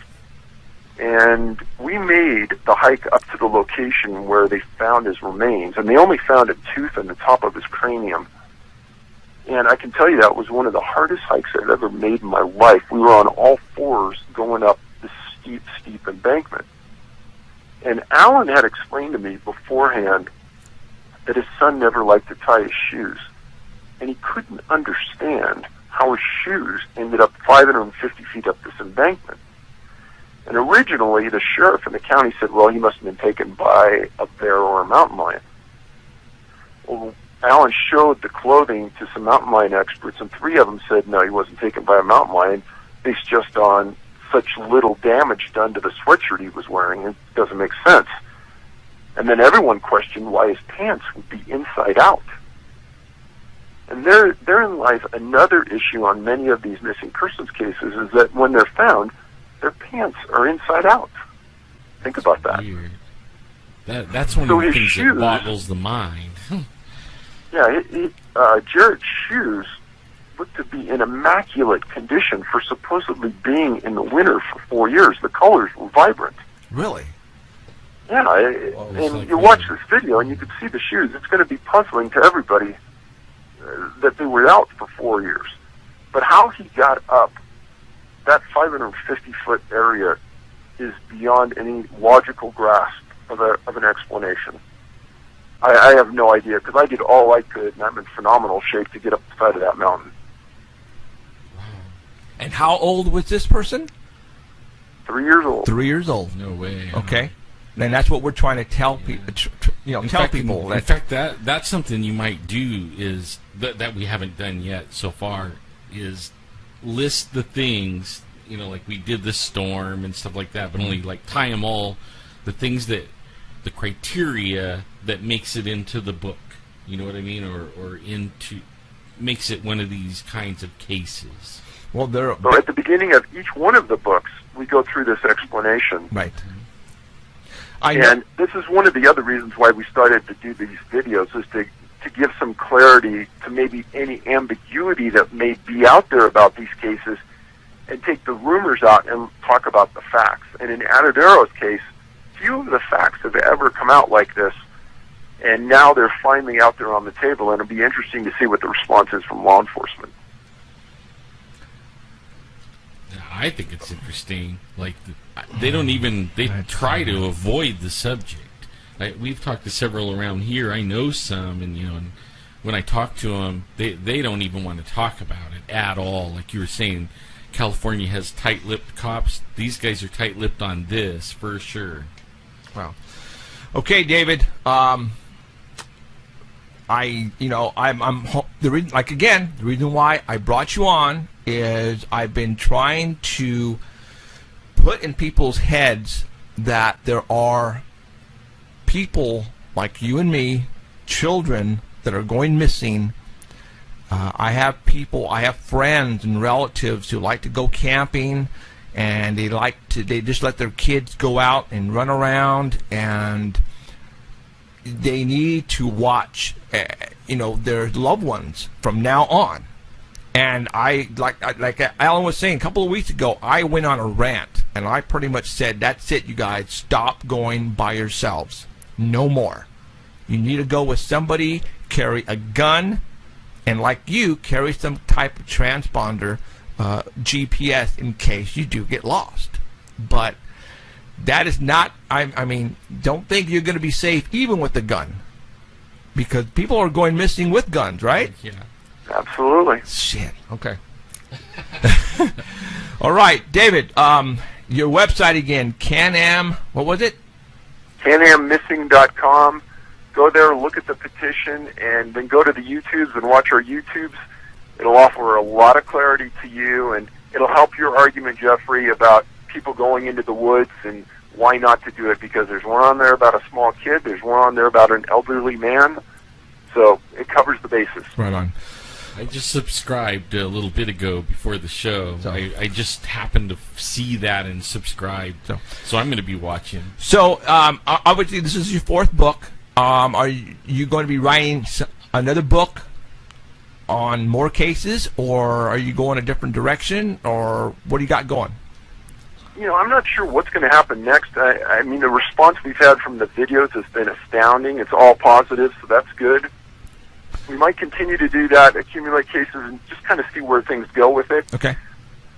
But it's people like you that we sincerely appreciate the visibility you're giving the topic. Roger. All right. All right, David, I appreciate you coming on.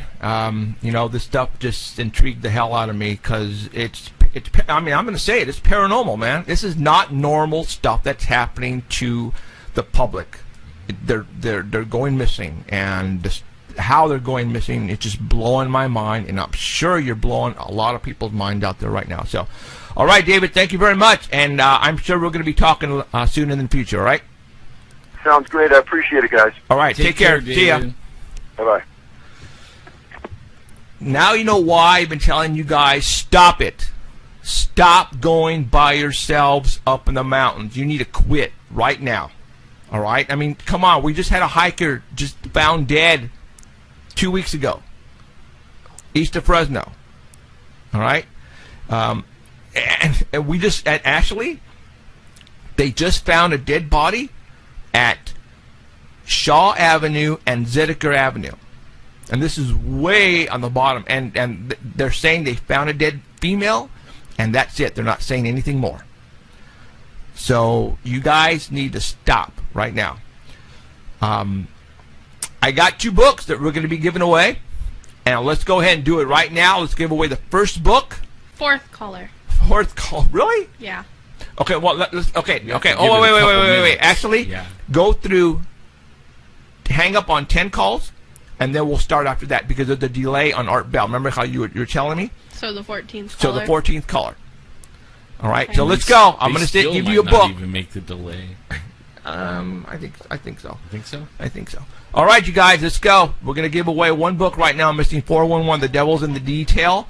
There's some stuff in here that's going to blow your mind. Actually, there's some stuff in here that I didn't talk about with David only because, the whole idea on him coming on is to talk about the facts of the people that are going missing. There's like, I don't want to say a chapter, there's like about 4 or 5 pages that have to do with paranormal in here. All right? But if you want to read it, you have to buy the book. And I'm telling you, there's stuff in here about fairies, and UFOs and other stuff like this. But he's only putting it out there because it's not what we think it is. It's there's information that comes about some of these cases that'll trip you out. All right. Again, I don't know what's going on. I have no freaking clue. Why are these people all of a sudden disappearing? Well, I'm not saying all of a sudden. They've been disappearing for over a century now. And this has been going on. You imagine how many thousands and thousands of people have gone missing? You guys remember, too, I've said this before on my show, I actually had a retired lady, forestry department, who wrote a couple of books. And she was the one that actually arrived early at Yosemite to open up the gates. She wrote a book, and she quoted, and this is what she said in her book. And I almost memorized it only because it just blew me away. She says, "In the mornings when I arrive to the park, I open the gates, and I let the people in, and I wonder which one of these people are not going to leave tonight." This is what she said. All right, and I quote, that's what she said.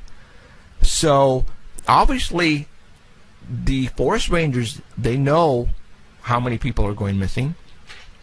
You know, all of the fire department and people up and down the valley and the foothills know exactly what's going on, because when I was, giving a talk at the Rotary in Sanger, and I saw the fire chief of Sanger pretty much nodding. He says, "Dude, yeah, you're right." All right, so I remember that. I remember he actually got up and grabbed Jeff after the meeting and wanted to talk to you about it. Remember that? I mean, like, we were starting to clean up, and he came over to us, and started asking questions. Because, people, they have questions. And, I can't tell you, because the way these people are going missing, disappearing, sometimes they're finding the body, sometimes they're not. It's just weirdness, total weirdness, and I don't get it. It's blowing me away. This is totally supernatural stuff that's happening, and our government knows. David didn't want to say supernatural, but it is. There's something supernatural going on with the missing people, on how they're disappearing. Because you can't say that an animal or a person is abducting these people. All right? Who is it? First name was Debbie. Debbie? Hey, Debbie, Debbie, congratulations. And she's waiting for her book that she won 3 months ago, Jeff. Okay, Woohoo. well, good. I'll send it with her on this one. Not Yeah, 3 if months you ago. It send wasn't 3 months ago. It was a while. Okay, I'll send it both of them. That's cool. Okay, cool. All right. He'll save on postage. Exactly. So, all right, and I got these books I got to send. I know. I'm just been swamped. Okay. All right. God, what else I was going to talk about? I love the devil in the details I part. mean, that pretty much just tells it all. So, for all those who are going to go camping in the near future, if where you're going says the devil, don't do it. Or at least be, like, really watching out for yourself. Right. Because if you're going to the Devil Anywhere, Diablo Canyon, or anything like that, pay attention. And again, we just talked about this before I brought David on, or actually when we had David on. I interviewed David about 3 years ago when he put out his first book. He has a series of 4 books out now. Okay. I was the only one at that particular time to get him on for 3 hours straight. Yep. I did a 3-hour show with David. In fact, that record just got broke only like 2 months ago. Well, you got to think about commercial times too. No, we don't have any. So No, you broke still- the record still. I think still, because those radio stations that It was. We won't name them. No, we won't. But I hold the record so far, having it on 3 hours. Now, obviously, when David interviews people on these cases, he actually goes and talks to the families and talks to people that are familiar with the cases and that were involved in the cases. Well, he told me a story about one particular case. Now, we're not saying that all these cases are because of one particular thing that happened to this particular case, but I'm not going to tell you what it is. You have to go and watch the show. All right? The show, if you go Google David Paulides missing 411, and I think we're like the number 4, that video is like number 4 or number 5 on Google. Something like that. Okay. Yeah. We're in the top 5. Top 5. All of ours are the top 5 Google on the Google search. If you put in David Paulides missing 411, and if you put in, and I think that'll take you. You'll see me behind the desk without Alan, because, like, again, I did this 3.5 years ago. There is a story that he told that he has never told that story ever again on any other show. except my show. I want you guys to go and listen or watch that particular. It's on the YouTube. All right, it's on YouTube. Alan got the file and downloaded it onto YouTube, the full 3 hours. It's a great show. That show will scare the crap out of you. All you have to do is type in Paranormal Central and then just click on the YouTube, Paranormal Central YouTube. Okay, and that'll take you. You guys have to go and watch that show. All right, there is a story he told about one particular case that's going to knock you off your you-know-what.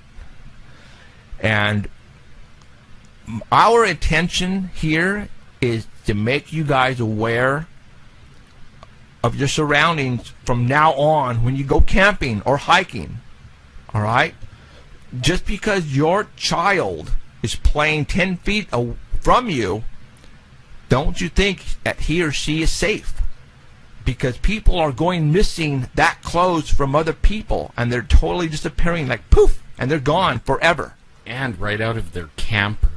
Like, even if you don't walk way away from your camper, I mean, some of them were even taken straight out of their camper. A kid was taken out, he was asleep inside the camper, and they heard their child screaming, and they came in, she was gone. And that's all on that first. You have to go watch that last show that I had with David Paulides. I think that's probably one of the best that I have ever done on Paranormal Central. That was his first book, and he was coming out with the Eastern one. He had already put out the Western one, and we were talking about him bringing the Eastern one out. So he's like done 3 more books since. So far he has a 4-book series right now. All right. I don't know. I would like to know if you. I mean, obviously it's supernatural. It's paranormal. People are disappearing. I mean, you can honestly say abduction. Obviously, they're being abducted. But the question is now, how are they abducted? By whom are they being abducted? All right. I mean, we could say, and again, this is a paranormal show here, you guys. We talk about weird crap all the time. A UFO, portals, that's where I'm going with this. It could be Bigfoot. It could be. It could even be government. You know what I mean? Like, especially the smart guys. All of a sudden, we got to get this smart guy, and then they wait. They listen in on his cell phone, and he's going to the mountains, and then they go get him. It's the way these people are going missing that is very supernatural, paranormal. Doesn't make sense. Like he even went into the weather phenomenon. I didn't think he was going to go that far. That's conspiracy. Yeah, but he blew me away on it, like we're changing the weather. Yeah, that's conspiracy stuff, though. If you live in California, you're about to believe it because we don't have any rain. We had a talk before a couple days ago about how we wanted to communicate this book out to you guys, and we wanted to leave the Bigfoots out and the UFOs out, because we don't have an answer for you guys. We don't. But it could be all of the above. It could be all of the above, you guys. And most likely is. And it most likely is. And then some that we didn't even think of. Right. And our government knows, I can tell you right now, they obviously know that these people are going missing. And they want to keep hush-hush because bad for business. It's bad for business, but it's supernatural stuff that's not supposed to be real. Okay? All of a sudden, if they would have came out and said, okay, the UFOs are abducting all these people and taking them. I mean, think about a 7-year-old child goes missing and they find him or her 50 miles away, over a mountain, over a hill, through a river, and find the body, that far at a distance. How did that person get there from where that person was last seen? Obviously, that person could not go through a raging river during the winter, a 7-year-old, and then over, cliffs and mountains, and then all of a sudden the body is found that far? And there's no marks on the body, but yet the person is dead, laying there. So you have to think, well, obviously, it wasn't a bear, it wasn't a mountain lion, it wasn't a person, because a person could not travel through that water raging river to get 50 miles away. So the next obvious answer is, well, then that person was teleported to that location. That's the only obvious answer. I mean, if you guys can give me an answer on how a 7-year-old got 50 miles away, then I want to hear it, because there is no answer. Now we're talking supernatural, paranormal here. That person was levitated from point A to point B. That's the only logical answer. And it probably goes way deeper than what we're all thinking right now, guys. All right? I'm sure of that. Oh, there's some crazy shit happening in our world, and all of you out there who think the next time you watch the movie Supernatural or a UFO show, that's just movie stuff. No, it isn't. No, it isn't. It's for real. All right? I'm telling you, right now, all this stuff is for real. There's some crazy stuff flying over our heads that can do the most ridiculous maneuvers. There are hairy creatures running around the mountains, and I tell you right now, that's a fact. All right?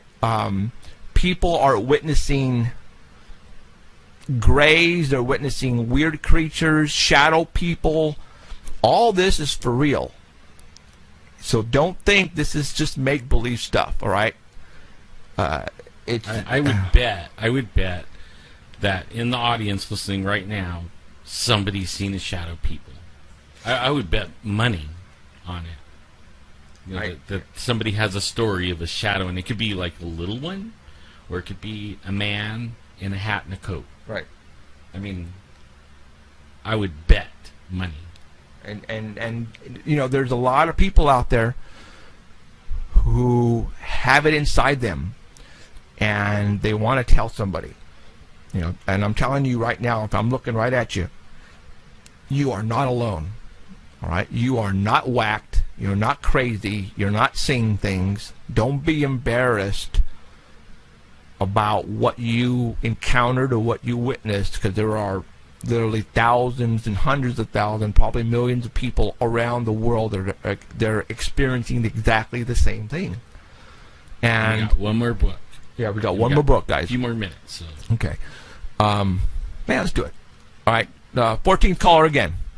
One more book. 14th caller, you'll get the book. The 4th edition, Missing 411, The Devil in the Details. There's some crazy shit stuff in this book, guys. Not mentioning the other 3. Go get his books, and don't get it from Amazon, because you'll be paying $3,000. All right. Really? Huh? You got to trade your car and buy a book. So, and I want you guys definitely to go, and when you get time, go watch the first interview I did with David Paulides. I guarantee you guys are gonna freak. I didn't want to say anything on the air with David because we wanted to separate ourselves from the paranormal. But you know what? This is the only logical answer is paranormal. It's supernatural stuff that's happening out there to these people. There's no other logical answer. There isn't. We've tried debunking. How did a person get from point A to point B? Well, all of the above, no. It has to go E. It's supernatural. And now you're talking stuff you see on TV, man. All right? Crazy stuff. Should we go for another hour? Yeah, let's go for another hour. We'll just talk we could do another hour? We can do it. Okay, we're going to go for another hour, you guys. All right? There's some other stuff that we want to talk about as well. And Emerald's got to go here pretty quick, but that's okay. What I'm going to do is I'm going to have her give me the phone and that over there, so we'll probably want to take some calls like soon. And then, but right now she is trying to get the 14th caller, 559-287-8367. 559-287-8367. The last 4 numbers represent the letters UFOS. That is also my paranormal hotline. You can call me anytime, preferably not when I'm asleep, though. And I will try to help you out as much as I can. So there you go. All right. In a couple of minutes, I am going to tell you who our guest is going to be next week. Just confirmed. Yeah, the person almost didn't want to come on, but I had a talk with this person, and I don't want to say it's going to knock your socks off, but it's going to be really cool. And I'll talk to you as soon as we get the winner.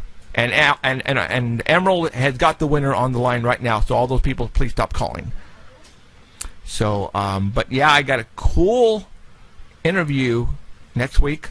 I think it's going to be interesting. So I'll wait right now when Emerald is finished getting that person. So yeah, we're going to go for another hour, you guys. So, and then we're just going to go ahead and just talk about some weird stuff that's been happening in the news. And I'll probably take some calls, and I'll answer them myself because Emerald has to go. You know, we don't have a budget, so I really can't pay her to be here. She has a life, just like some of us. She's really dedicated and really good at what she does. Yeah. Mm-hmm. So right now she's getting the information. So all right, yeah. So like I might have to like jump out screen for a second. Yeah, I mean it's actually warm in here too. Somebody might have to go to the bathroom or whatever, but that would be me.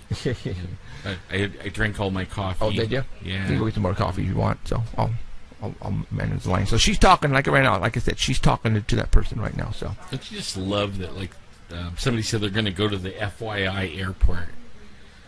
Have you ever heard of an airport called FYI? For your information. It's not that big of an airport. Right. Fresno Yosemite International is the actual letters, or the words for the letters. But why did someone say they're going to do that or what? Yeah. Elizabeth's going to go. She's going to go check out the Bigfoot stuff? Yeah. Don't buy all the little Bigfoot stuff things because we want one. They actually had some cool Bigfoot. I'll put it on right now because, we went through it really quick. Yeah. Matter of fact, let me put it on there real quick because there's some cool stuff that they never had before. I believe it was right. They told me they weren't going to have any more, and I mean I got in trouble. Who won? Mr. Thorne from Texas. Right on. Yay! Whoever that is. Congratulations, Mr. Thorne. So okay, right now I got on the screen the Bigfoot stuff that they're having at the airport. Look at that mug up there, the foot mug. See that? See, my wife just ripped me. We took my son to the airport, and then I went in there, and I came back with this bag full of stuff that was the last they had, and they said they weren't going to have any more, and I was all proud of myself. I got it. Right. And, man, she didn't let me live that down for, like, a month. If I'm not even going to tell her they have six tables full of stuff, she'll say I lied to her. You know what I like to do, and I think we talked about it last night, is I like to go in there and talk to the buyer and see if we can put some pictures up above the shelves, like of you and Finding Bigfoot crew when they were down here filming. If I could get David Ragosa to give me permission to put up a photograph of the 8x10 of the Bigfoot that he got walking up that hill, put one there so people can look and say, what the heck is this? This because people are tripping out. Why is there 6 shelves of Bigfoot stuff at the Fresno airport? A lot of people to this day has no clue what's going on east of us.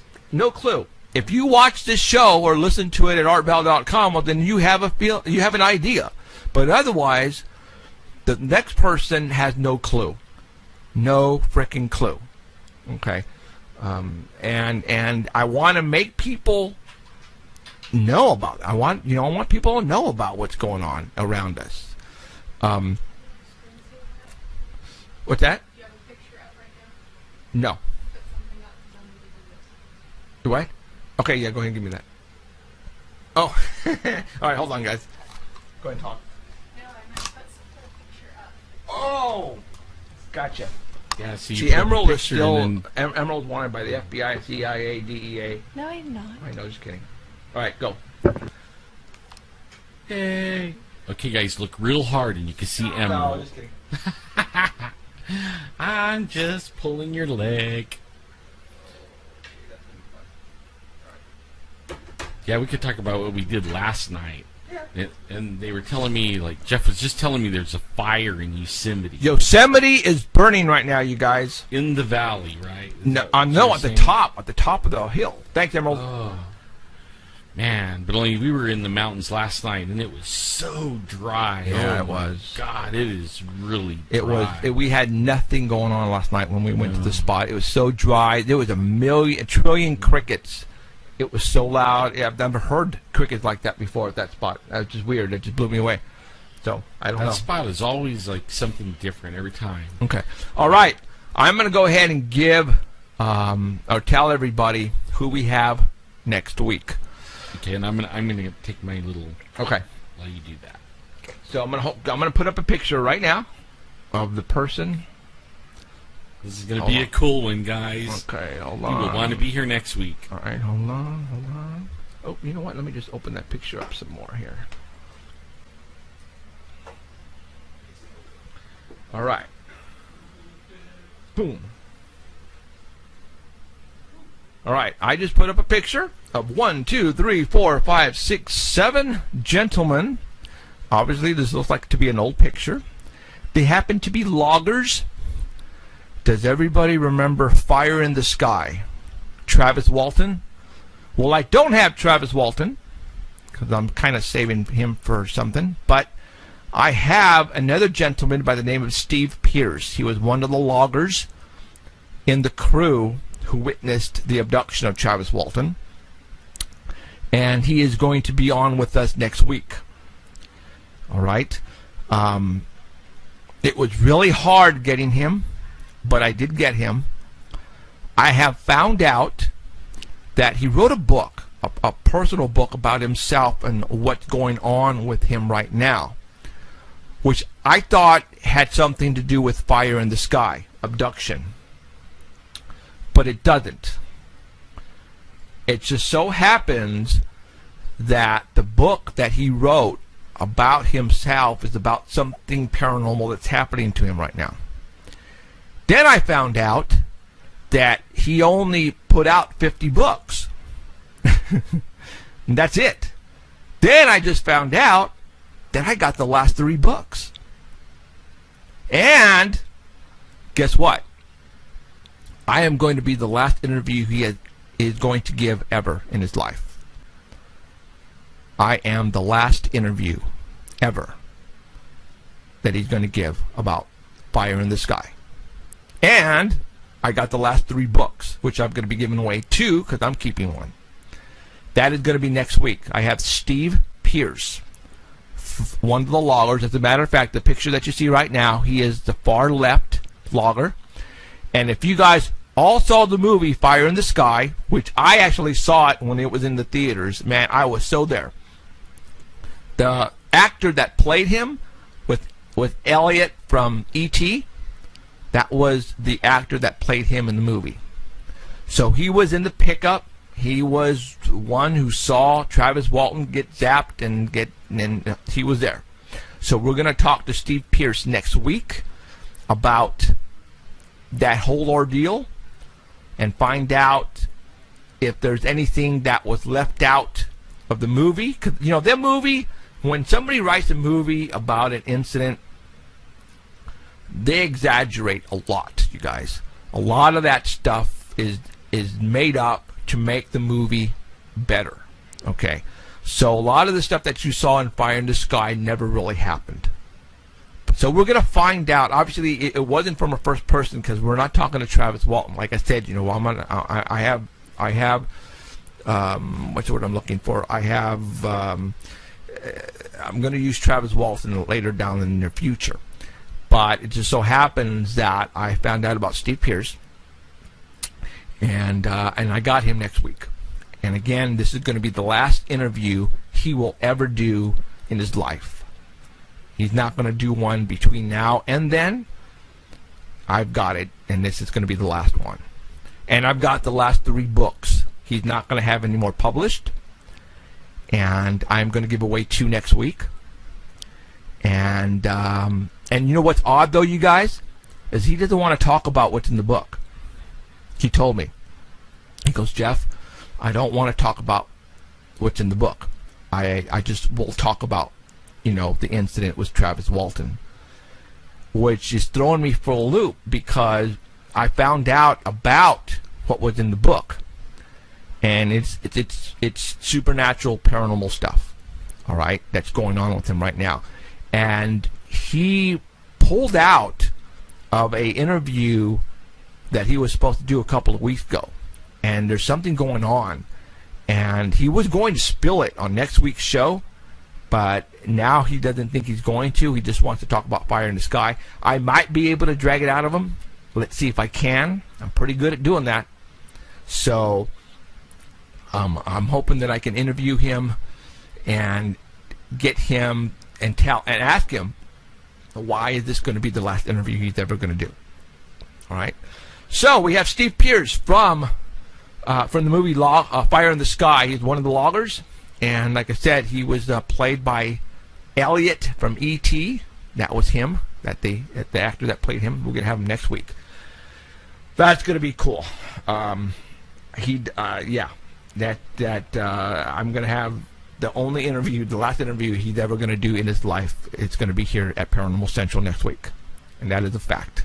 And oh my God, Alan's been abducted, just like that. Poof. So all right. There was other things I wanted to talk about. Hold on, let me look at my notes. I'm gonna wait for Ellen to get back. So I'm just gonna go and skim a couple of things here. Hold on, you guys.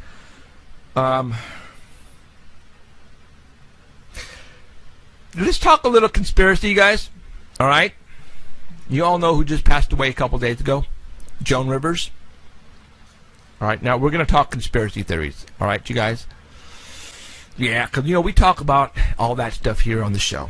Paranormal, conspiracy theories, all that happens to lie in the same genre of subjects that I like.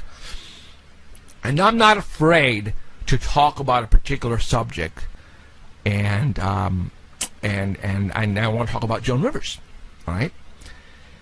As a matter of fact, Jack, Joan Rivers made a comment in July about Obama. She said something about Obama, all right? And it made news. TMZ ran with it. Everybody heard exactly what she said, and I remember hearing it. And my wife, Cheryl Diane, whatever her name is, said, after we heard it, I said something to her. Let me see if I can get her out here. Hold on.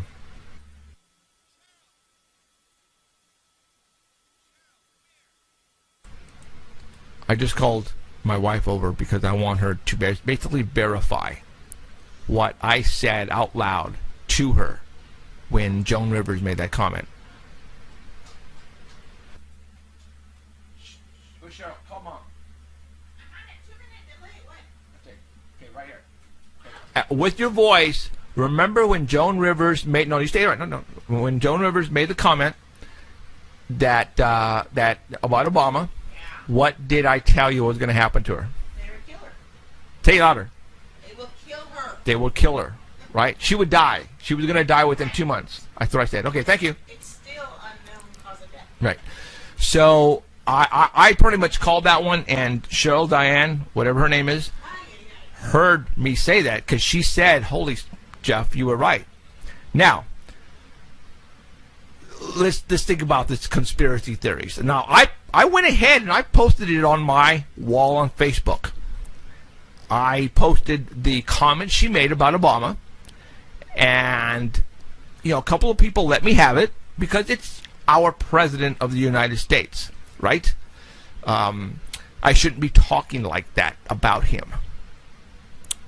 But something happened a year ago or a couple of years ago about another particular person who was supposed to come out and say and give everybody some information about Obama. Do you guys remember Breitbart? the guy who owns the website, he pretty much came out and said, and he was talking in front of a camera doing a speech, and he says he has information that's going to turn Obama's world upside down, right? And I remember when he said that, I said, dead man walking. Dead man walking. Well, guess what? He was walking out of a club or a bar, and he got out to the sidewalk. He fell face first. He was dead. Right there. Boom. Dead. And I went, holy mackerel. They killed him. Right before he was supposed to release the information. Okay? And then this happened with Joan Rivers. And I pretty much called it. I said, something's going to happen to her within the next couple of months. She's going to die. And now she's... You predicted that. You did. Okay, and then she's dead. Okay? The people that run the government are very powerful, you guys. We have stuff out there that they can kill anybody so easily without any trace. It's not even funny. Joan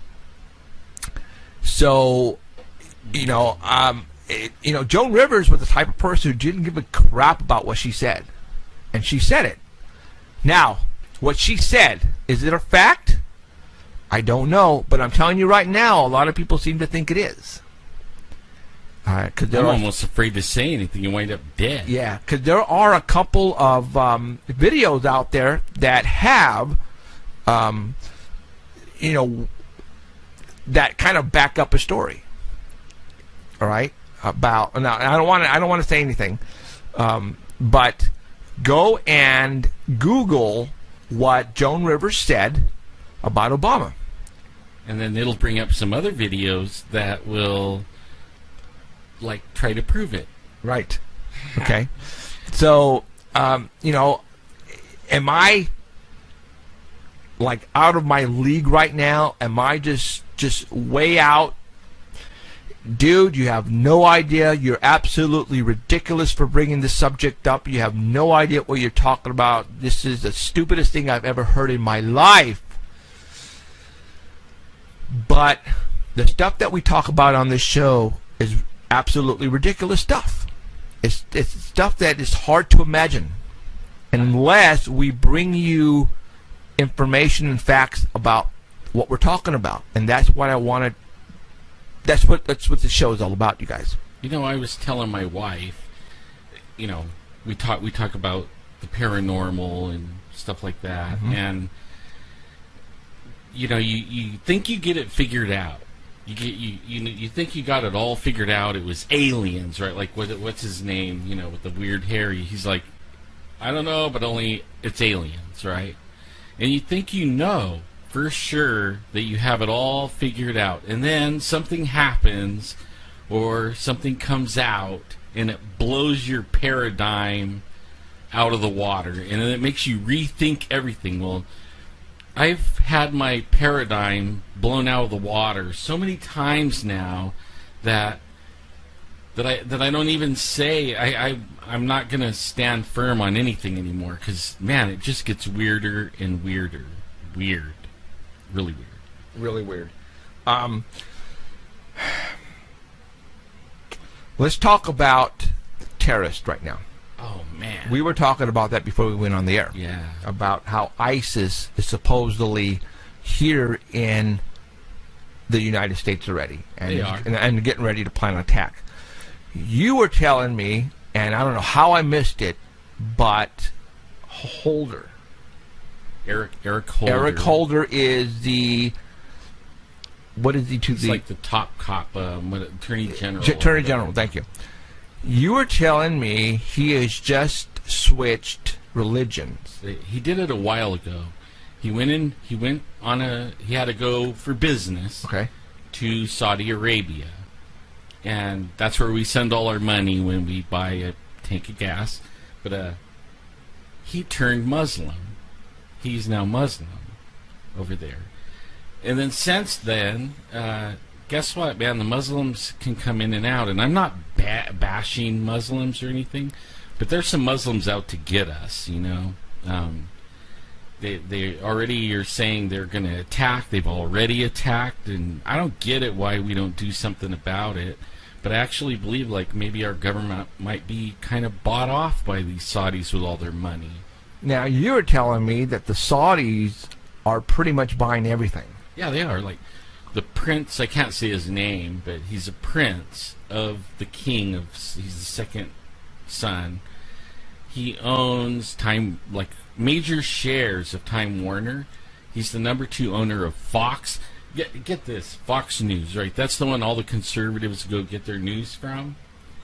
Do you? The news is skewed. The news is skewed. They're putting in. They're not telling you the truth anymore. You can't trust them. I mean, I don't even know who to trust anymore. Really. Yeah. It started to scare me really bad when all these people were running through the borders and we couldn't stop it. And they were letting them. They were letting them. Yeah. As a matter of fact, I heard that the higher ups instructed the Border Patrol to be inland about 5 miles. Then what the heck who was monitoring the borders? No one. Yeah, it was stand down. But you know what? Hey, I got a little experiment. Let's all try to go the other way. Right. And see what happens. Yeah. Let's all try to go over the fence and go towards Mexico. Guess what will happen? Hey, you won't. It's going to be a lot worse for you than trying to come this way. They will shoot you. Yeah. Or they will put you in jail like they just did this military personnel who supposedly accidentally crossed the border by accident. They seized him and he's in jail right now. Been there for almost a year. Like the laptop they found? Oh, yeah, and then supposedly they just found a laptop that has instructions for them to basically use car bombs and others. They were going to use actually viruses as well, all right, to get back at the United States. And this is all supposed to happen within the next couple of months. Yeah. As a matter of fact, what is today's date? The 7th? Yeah. Guess what 4 more days is, you guys? Anybody? That's when the towers came down. September 11th is 4 more days, you guys. Wow. All right? So everybody needs to be very vigilant on Have you ever seen the videos? Thursday. There's a video on YouTube, and it goes back, I don't know how many years, but it plays movies where they have the 9/11 in it and the towers. And man, you know how many movies they warned us about 9/11 before 9/11 happened? I mean, it blew my mind. TV shows and movies where they would stop the clock on 9/11, or they would check their watch, it was 9/11, or it would be a picture and it was 9/11. You know? I mean, And it was unreal. the Simpsons was one of those particular cartoons that actually had that. Crazy, man. I don't know. And again, I'm going to tell you, stuff that you see on TV. I'm going to sneeze right now. Hold on. Hold on. Woo! Bless you. Holy Toledos. I heard about the girl that got kicked out of school for saying bless you. Yeah. Oh, God. Oh, my gosh. So, all right. Did you know? I'm going to sneeze again. Wow. Hold on. Mute everything. I think it's Alan. Oh. Maybe I'm allergic to you. Oh, maybe. I took an allergy pill. God, maybe the smoke from Yosemite. I'm looking at pictures right now on my Facebook, and Yosemite is majorly on fire, guys. See, I just went outside because it's 100 and whatever out there, and I'm thinking, man, when I go to get in my car, it'll be 150 degrees, so I'm going to roll some windows down. We get out there, and there's major cloudage all over the place. I mean, big, huge, looking like storm clouds, and man, then I'm rolling the windows down thinking, man, is my luck. I'm going to come back in here and it's going to thunderstorm in my car. Did you know that our International Space Station is launching satellites without permission from anybody on the ground. Yeah, I heard about that. They're You know launching what else they cameras. did? They turned off the cameras. Again. Yep. They turned them off because of what the cameras are picking up. Right. There's things flying up there, guys, that they And don't... docking with them. I don't know if that's real or not. That's some crazy stuff. You guys, there's some crazy stuff happening right now. There is a picture on Facebook of Clinton and Lawrence Rockefeller.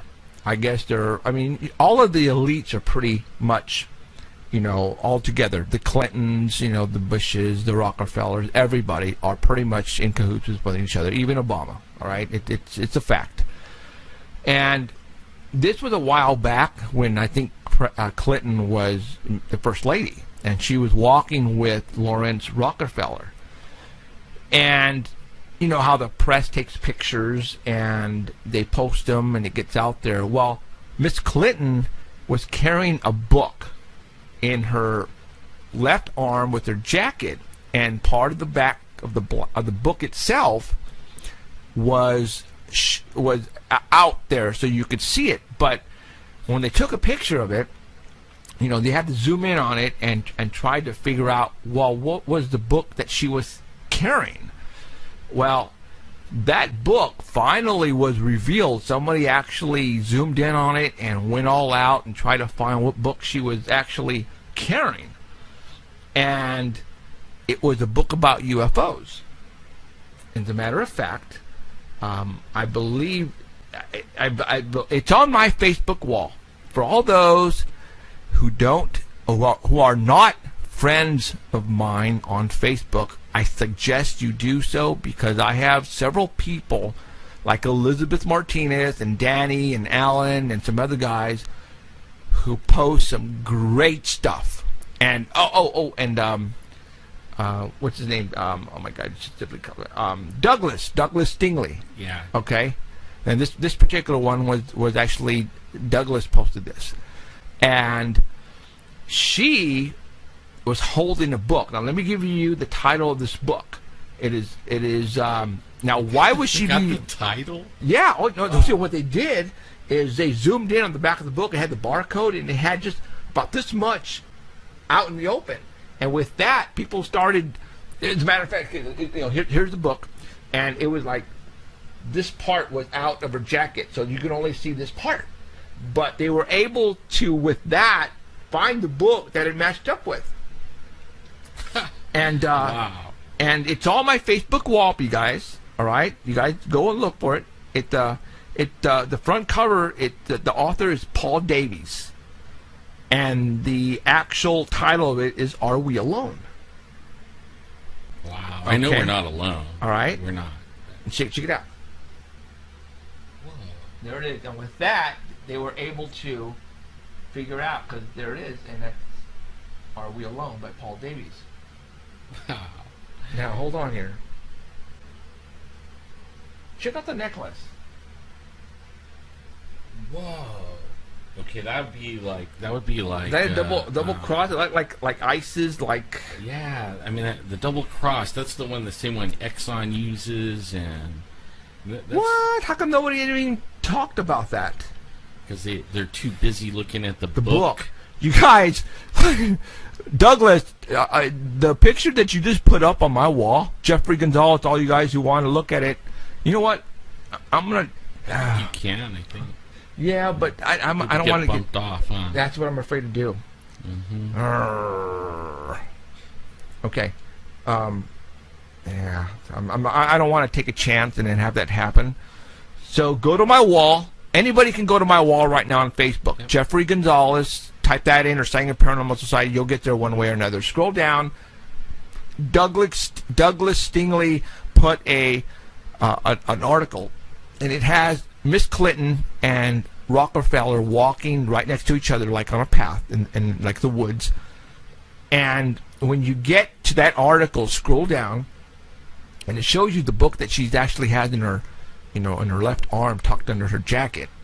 And I'm looking at the freaking necklace she's wearing, and it looks like like double crosses on it, like something you would see from the Egyptian. Right, yeah, it looks Egyptian. Egyptian. Holy Toledo, guys. That's something else we were talking about. Yeah, about right before the show. You want to talk about that? About the ISIS thing. Yeah. I mean, the connection of ISIS to Egyptian. Now, let's stuff. talk. Cheryl, Diane, whatever her name is, brought this up. The name of the terrorist group is ISIS, but only our government calls it ISIL. ISIL. Yeah, that was their original name, was ISIL. Oh. But only they changed it to ISIS. Why? You know, the Illuminati guys, Egyptian, Katy Perry. Sadly. I know. I'm still going to have her on my show one of these days. Dang it. I swear she's going to be on my show. I don't care. But the Egyptian... Is that me? Oh, crap. Sorry. The Egyptian logos, sigmas, all that, it involves the Illuminati. Yeah. As a matter of fact, there was a thing out here on Facebook where they had a picture of Obama, and they had the statue of an Egyptian king, and Obama looks identically like it. All right. Now, again, we were just talking about, ISIS, and I went to YouTube. All right, and I'm going to go ahead and I'm going to play something for you. Back in the 70s, when there was like really cool shows, you guys all remember Shazam? Billy, I think his name was Billy, and it was that older gentleman, and they're driving around in that Winnebago, and he would go Shazam, and he would turn into the Super Marvel, or whatever his name is, right? There was also another show called ISIS. I'm going to play... this is crazy. Hold on, I'm looking it up right now, because actually I want to play the audio for you. If I know how to spell. God, I don't know how to spell. Sorry, guys. Well, where did I look that up? Okay, let me pull up Shazam. Can't believe I'm actually saying the word Shazam. Shazam. I remember that show. That was one of my favorite ones when I was a kid. Now, but see, what happens, though, when you have shows like that, when we were younger, we never paid attention to a lot of the wording and the music or anything like that. I want you guys to listen.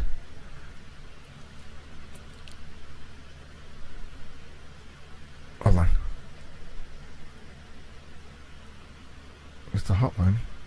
Okay, let me rewind. Okay, here we go.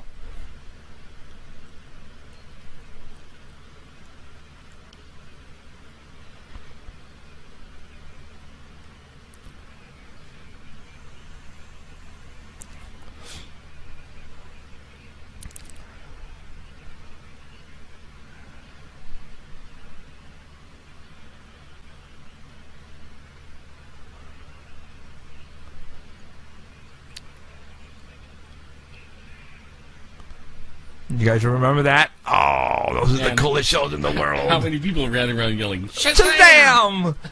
Oh my God, that was the coolest. Up and away! Oh my God, that was the coolest show in the world. And then I forgot about the one show called ISIS. And I should remember this because the girl who played this was a babe. And I was in love with her. Oh, let me play this for you. Hold on. Oh, no, I know. I turned it up. And I don't know why it's not really... It's on a delay. They'll catch it in a second. Yeah, but I don't know why I had full blast here, and I don't understand why it's not... That's just blowing me away there. I don't know why. So, okay, well, anyways. That one go. Okay, no, we're good. Yeah, I could hear it in the headset. Yeah. Okay, I'm going to play you now the one ISIS. Hold on. O my queen, said the royal sorcerer to Hatshepsut, with this amulet, you and your descendants are endowed by the goddess Isis with the powers of the animals and the elements. You will soar as the falcon soars, run with the speed of gazelles, and command the elements of sky and earth. 3,000 years later, a young science teacher dug up this lost treasure and found she was heir to the secrets of Isis. And so, unknown to even her closest friends, Rick Mason and Cindy Lee, she became a dual person, Andrea Thomas, teacher, Almighty Isis. and Isis, dedicated foe of evil, defender of the weak, champion of truth and justice. And awesome looking. I'm playing you an episode that's on YouTube right now. You know what the name of this episode is? Bigfoot. No lie. Look. ISIS fights Bigfoot in the ISIS 70s. fights Bigfoot, you guys. Okay, well, anyways, I'm not going to play it. You guys want to watch that? Go to YouTube, type in ISIS, and the episode's Bigfoot. Actually, how I found it was Shazam. You type in Shazam, and you know that particular episode or the show's episodes come up, and then there's ISIS. I just happen to have seen it, and then that episode is Bigfoot, about Bigfoot. See, they're still saying there's no audio. What? Oh, Elizabeth says she hears it. I think it might be a delay or something. I don't know. Yeah, I hope so. Okay, so because if I can hear it on here, you should be able to hear it on there. Should. Yeah, I don't know why, but okay. So yeah, you know, there are a lot of shows back in the days where, you know, we didn't know until now, since we talk about it, but you know, they're trying to give us a little hints, and I've told you guys many times on this show, watch for hints on TV. Dang it, they are there. And movies. Trust me. Like, serious. They're getting blatant in movies Oh, nowadays. they yeah. What is the title? My wife, in fact, last night we were riding home and talking about it. What was the name of it? Rapture. My wife wants to go watch Rapture. She don't even watch movies, but she wanted to watch Rapture.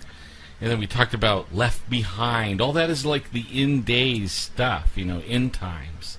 And it almost seems like we're in times, like something's going on. Like what David Paulides even said, in the last 2 years, there's more and more of these weird cases that he could write a book about. Right. But that's not just the case. I mean, that's one of many, many things going on around the world that you would think is like making it the end times. You know, I mean, there was it's weird. There was somebody, you know, Facebook is awesome because there are people like us out there all over the place who find great stories, and people who are friends of us put them on my wall or on the Paris. We also have a like page, you guys. Matter of fact, I just liked 4 people. I just brought 4 people in because they wanted to be friends with me. That's awesome. We also have a like page, Paranormal Central. So type that in there and go like that as well. But that also will come up in the Google search. Yes. Now there was, and I found when you this. type Paranormal Central, Find it. you get all of our pages. They all pop up. We're like number 1 for the first 5 or 6 search results. So you can't miss us anymore. Now, did you know that President Obama was in England right now? I think a United Nations UN summit or something like that. Did you know? Now, I don't know if they talked about this on the news because I didn't watch the news the past couple of days. But did they talk about him going to Stonehenge? No, nobody said anything. See, that's a trip. I don't understand that. But some pictures were leaked out, and I actually was one of the first to put them on my site. That was leaked out that President Obama with Air Force One helicopter stopped and landed at Stonehenge, and he walked around. And he's actually doing some praying on the ground and doing some ritual. No, just kidding. No, but he actually was walking around.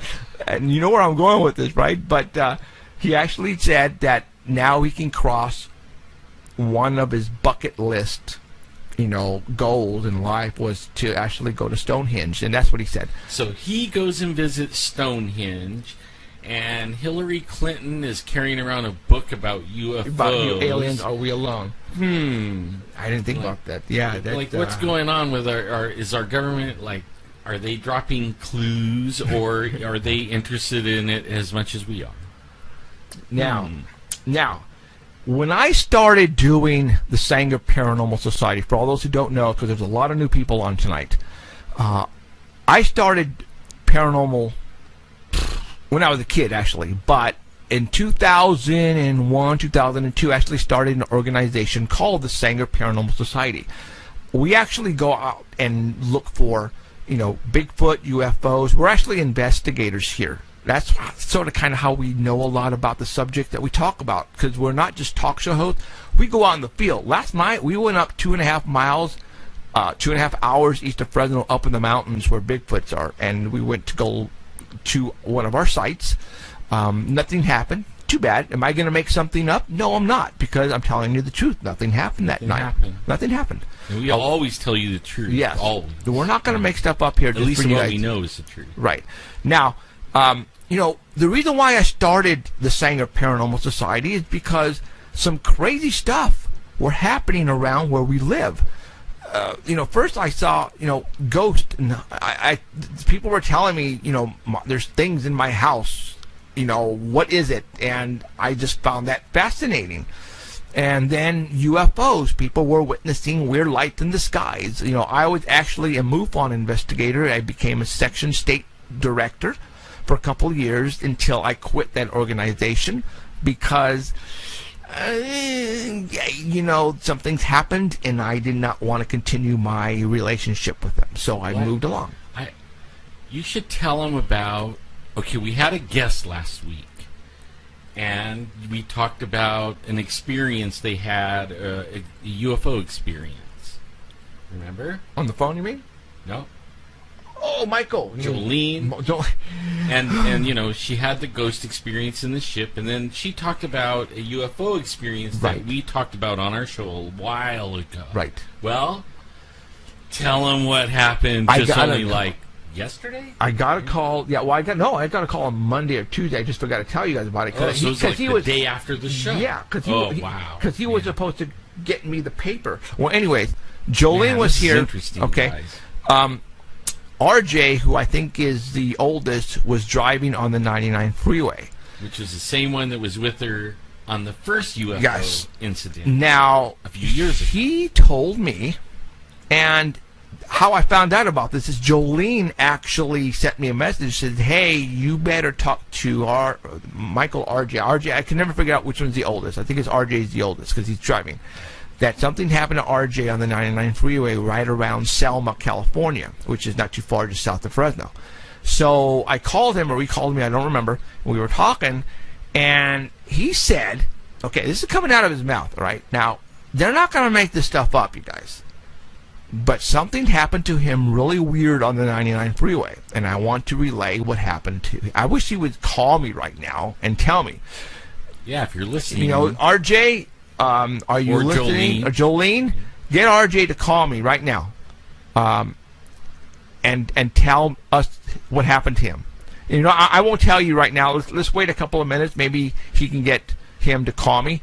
The 287-8367 number. Call me right now, Michael or RJ, if you are listening, or if your mom is listening. Get him to call me right now to tell everybody what happened to you on the 99 freeway, because. Wow. You know what? His story isn't unique. No. I've had, there's some other people that I know, that I've known for a long time, and they were totally not UFO, they didn't believe in anything. Bigfoot, ghosts, shadows, nothing. And then one day they because of what we do, people now approach me and tell me these things, wow, are you... They're not afraid to now tell me because they know I'm not going to laugh at it. Right, same here. And what happened to RJ, I've heard on the 99 too, like 3 different stories, and only one of them was over the grapevine, and another one was, you know, more like towards Merced. I mean, this isn't like unusual. I mean, we might think it is unusual, but I wonder how many of these types of incidences happen and we don't know. Right, and a lot of people have so many stories. I wish one of these days when we are well known, hope to God that's going to be soon, we're going to be able to get these stories and relay them to you. Now, another bit of information that I found out, because like I said, where I was going with this, the reason why I started doing what I was doing, because there was a lot of stuff that was happening here in the Fresno area.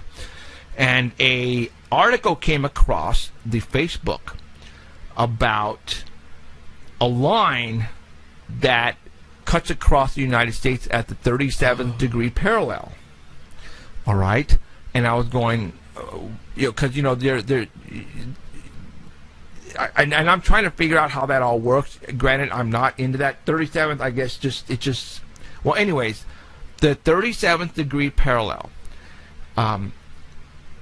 A lot of stuff happens to happen on that line of degrees on Earth, on the planet, and whoever wrote this article, he actually happened to be a sheriff's officer who was doing investigating on that degree parallel line, and it just happened to be right in between 38 degrees and 36 degrees. So right.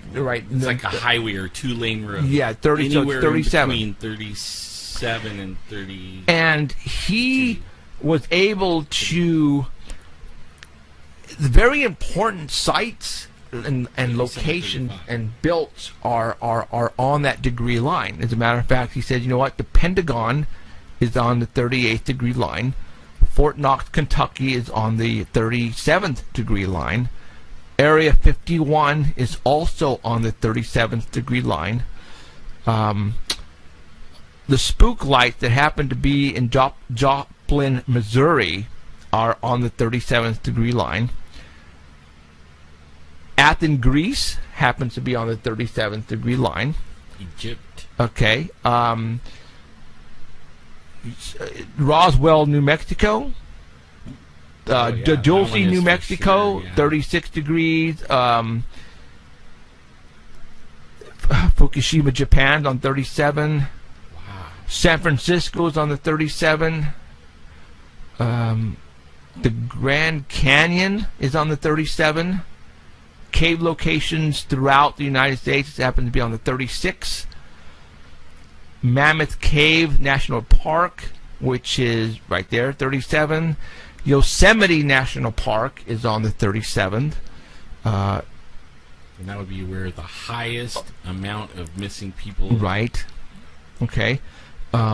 Sanger and Fresno, 36. Yeah. So we lie right there. Madera is 38, which, we get a lot of sightings. There's a lot of crazy stuff happening in our area that lie on the 37th degree. All right. If you Google that, it'll bring up all kinds of stuff. If you Google, like weird happenings or paranormal on the 37 or 36. What I'm going to do right now, it'll bring up a lot of is stuff. I'm going to share it one more time. It's way down at the very bottom of my Wednesday Facebook. You might share the Douglas Stingley thing too, because okay. Nobody's finding it. Okay, I will. Let me go find that, and I will share it again. I just shared the 37th degree parallel line information. So right now it should be at the top of my wall. Jeffrey Gonzalez, for all those who want to go and check it out. What I'm going to go ahead and do, and I'm going to go ahead and share once again. And if you guys want to find me, I'm facebook.com/Sasquatchin.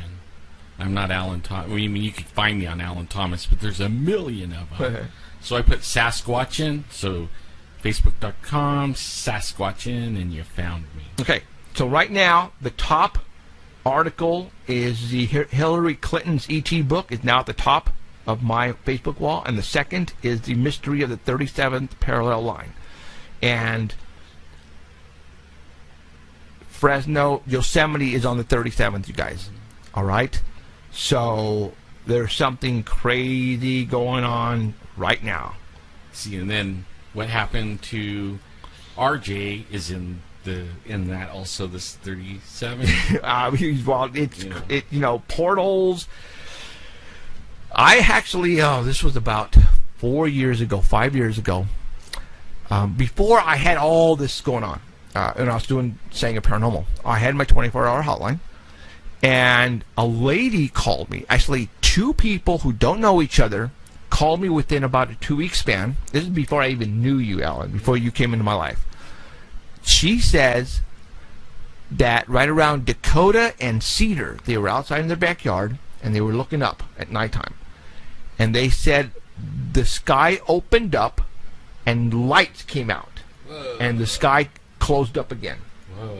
All right? Don't hear that one very All often. Right? And then a week later, somebody else called me and told me the same thing. Wow. And I just freaked. I went, what the hell? Right?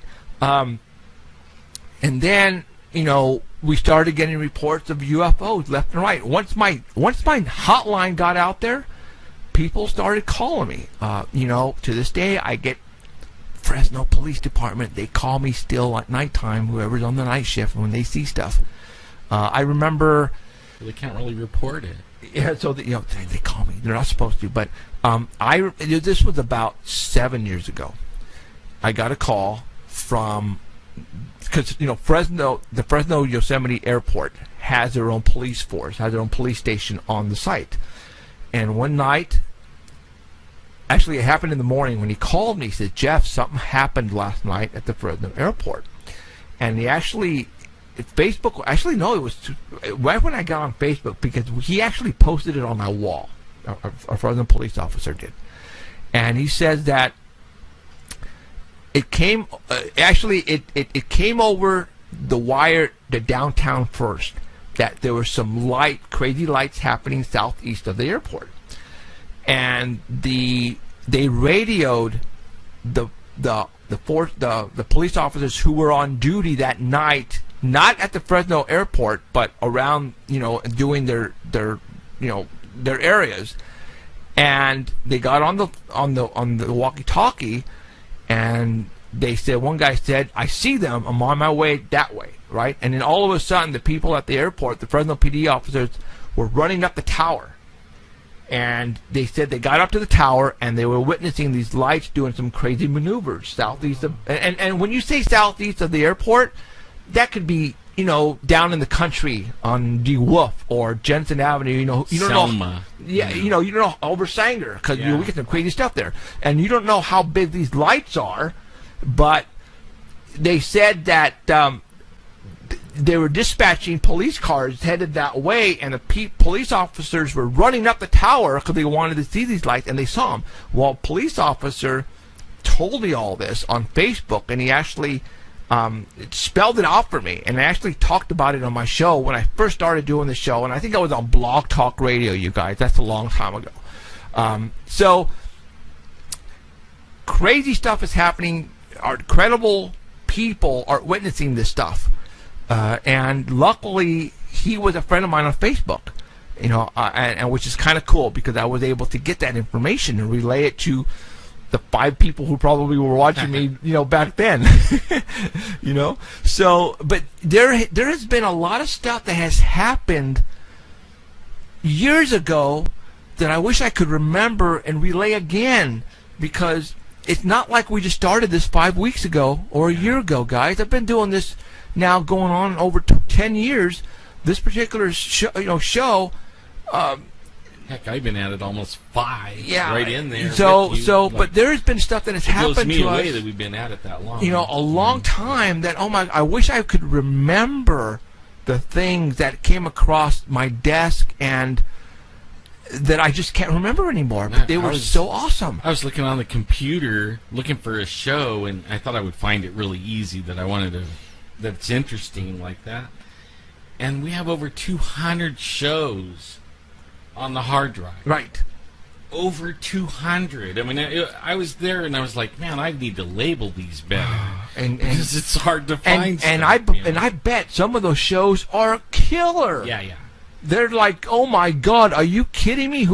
Like, for example, we had a massive sighting here in Fresno, California, where the jets out of Fresno Air Terminal, who are the 144th Fighter Squad, who are controlled by NORAD, who takes care of the West Coast, all right? That's one of the other reasons why I think Fresno is so important, is they place them here for a specific reason. That I had calls coming in about some weird, objects in the sky. And as a matter of fact, no, it was somebody called me on the west side, all right? And I'm talking like way out, west side, all right, in the country. Not in Fresno. There was this family who was outside, and they had a bonfire going, right? And it was like the whole family were out just screwing around, and then all of a sudden they see this black ship floating across the vineyards, all right? And they're all freaking out, and they run behind their house. And I remember the dad who was talking to me, he was like this on the side of his house, like this, peeking like this, because they were scared, because this thing was huge, and it was cruising. And all of a sudden they said that it dropped these lights out of the bottom, just orbs, and then the orbs took off like this. And then I hear that the jets take off out of the airport. And then my phone started to ring off the hook again. Jeff, the jets are chasing these white lights. So I live in a 2-story house. I run upstairs, I open my curtain, I'm looking north, and I see these white lights moving incredibly fast, and right after them was 2 jets. And these lights just went right over the mountains, and these jets just left them in the dust. And then more calls started to come in. And in that show, that Sunday, I had all those people call in, guys, and they were telling what happened. And I started with the family on the west side and your sister. Yeah, my sister. Your sister saw that out of her porch. I remember she came on and she was freaking. And that, you know what? That show is still on there. Yeah, it is somewhere. But the problem is to find it out of those 200s. I'll keep looking, because that's the one I was looking for. Were you really? Yeah. Oh, my gosh. If I could remember the date, I think it was around October. So now I'm looking in October. I wonder. Oh my God! I have. Okay, we only have like less than 15 minutes. We need to finish, since they're not going to call. We have to tell everybody what we were talking about RJ. Oh, okay. Yeah, I get. They're not listening. Shame on them. RJ was cruising on the 99. I'm not sure if he was going south or north. Cool. He said he had his iPod, which could be an iPhone. He was listening to tunes, right? And he was driving, and he remembered he was like the only vehicle that was there was nobody in front and nobody in back. Sometimes when you're driving on the freeway, you happen to be driving, and there's nobody in front of you or back of you for about a mile or two, right? He said all of a sudden the engine started to shut off on him, and his iPod or his cell phone, whatever he was listening to on his songs, shut down too. And then he said he blanked out, and then everything turned back on, and he was driving again, but he wasn't at the same place where all this happened. He said he is now back where he started from, and I'm not sure exactly how far back where he started from, but he said he lost some time. And I went, what? And I said, dude, what you got to do is you have to, on a piece of paper, write down exactly where you were at, and then when you came out of it, where you were at that time. Yeah, like put it on a map. Yeah, because I want to know. Here's where the engine started dying, and then here's where I came to, and so that we could have that. Man, I got so excited when I heard that, because Jolene and that son were driving. I think it was 99 again, and they told this story last week that the UFO is going across the freeway, and then it stopped right above the freeway and turned. So now they have 2 UFO things. And when you miss time, like the one I was talking about, the girl was on. She was on the Grapevine.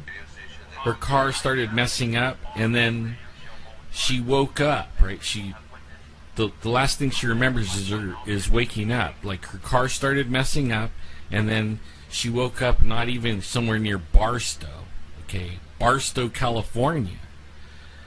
And her car was sitting off the side of the road, and then she woke up, and she doesn't know how she got from the Grapevine to Barstow. I mean, that is like, I hear these kind of stories all the time, so his isn't like unique, but man, I wonder what happened. Right now, what I'm trying to find, you guys, because I'm on a roll and I'm excited. An incident happened. Show my picture. I can't. What picture are you talking about? Hold on.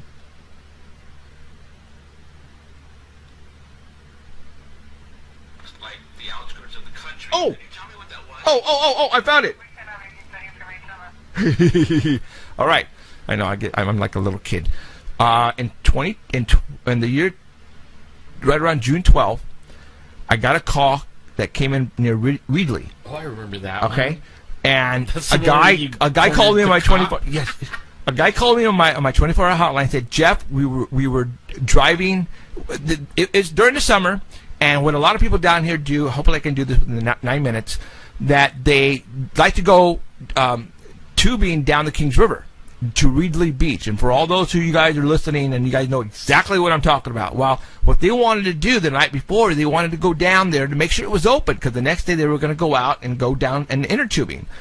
Well, as they were going down there, they all of a sudden saw CHP and sheriff's officers just going all over the place out in the country near Flapjack, I think the name of the street is. And then all of a sudden, they're looking, and all of a sudden they see this craft hovering over the grape fields, right? So they're tripping out, and they're seeing this thing. It's not making any noise, and it's just hovering, and there's CHP officers and sheriffs just like trying to follow this thing and driving around it. So they said, and they came up, and then the CHP blocked off one of the streets. They said, no, you can't go this way. So they said, okay, so what happened is they drove back to Reedley to the Jack in the Box near Reedley College, and a Reedley police officer followed them and parked sort of kind of like in front of them, but in another parking space, like he was checking them out. And he called me, and he was there. And I said, dude, go to the police officer and ask him what they were chasing out there. So he walks over there, and he still has me on the phone, right? And I hear him ask the police officer, hey, I need to go this way on a certain street. And then I could hear the officer say, oh, no, you can't go that way. And he goes, why? Well, we're chasing something right now. And he says, oh, okay. So, and I heard him say that, chase something. So he told me this, and he says, hey, I can't go down there right now. I can't. And he got all the information. So what I did is I called the police department, and I actually recorded the conversation that I had with the dispatch. I'm going to let you guys hear it. All right? Watch this. Watch this. Watch this. Watch this. Well, if I plug it in here...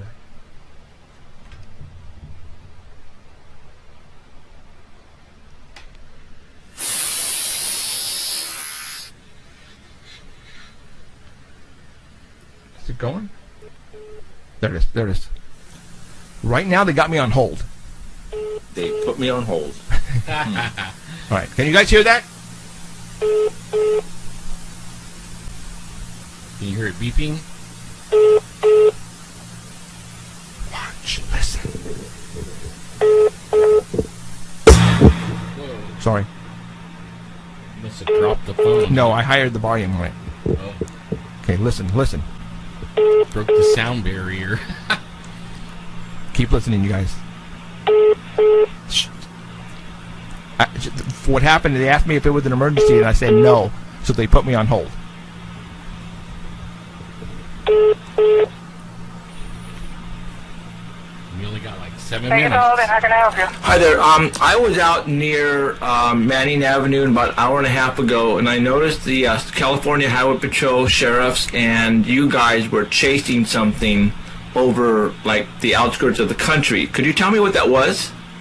We cannot release that information unless it's in a press release, sir. Well, I have not received one, so I cannot release any information. But your police officer did tell us that you guys were chasing something. Okay, hold on just a minute. Now listen.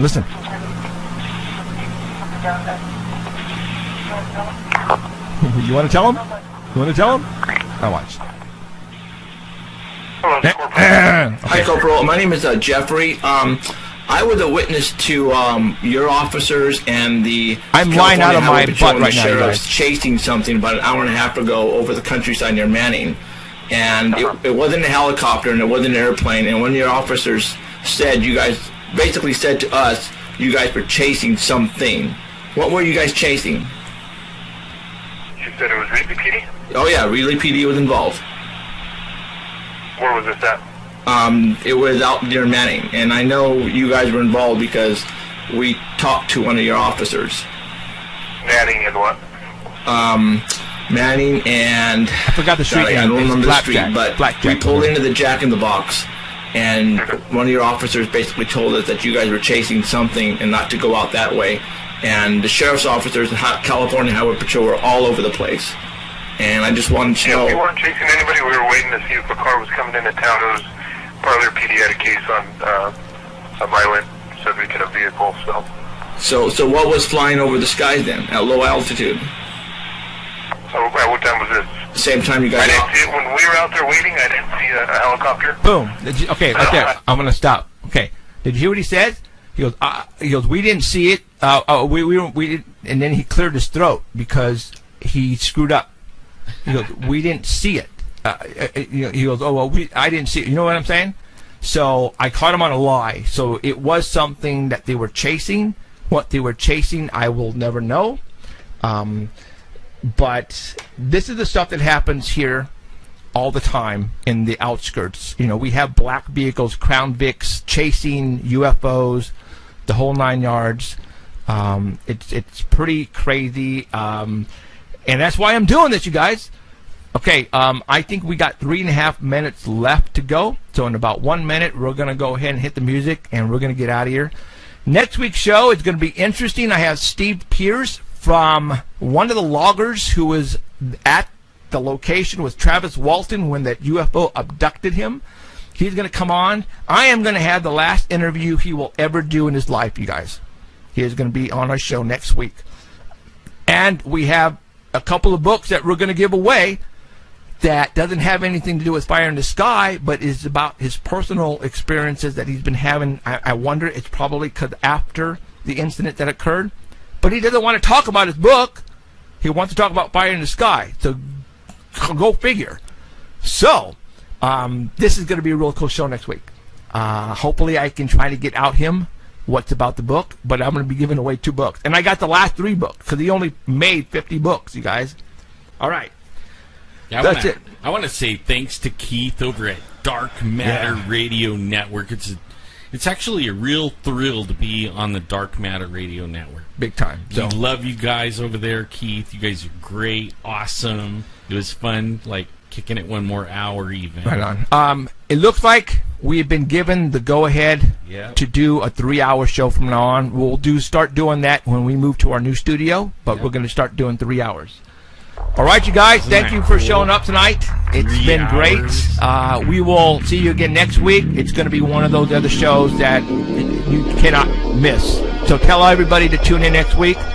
For Jeffrey Gonzalez and Alan Thomas and Emerald, we want to thank you. Have a good night. We'll see you next week. Peace out. Good night, you guys. You have been listening to Paranormal Central with Jeffrey Gonzalez and Alan Thomas, broadcasting worldwide at paranormalcentral.net and on artbell.com.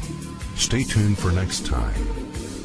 Remember to keep your eyes to the skies, and we hope you witness something you cannot explain. Looking for you, you're looking for me. We have to decide what it will be. Can it be true? Can I believe?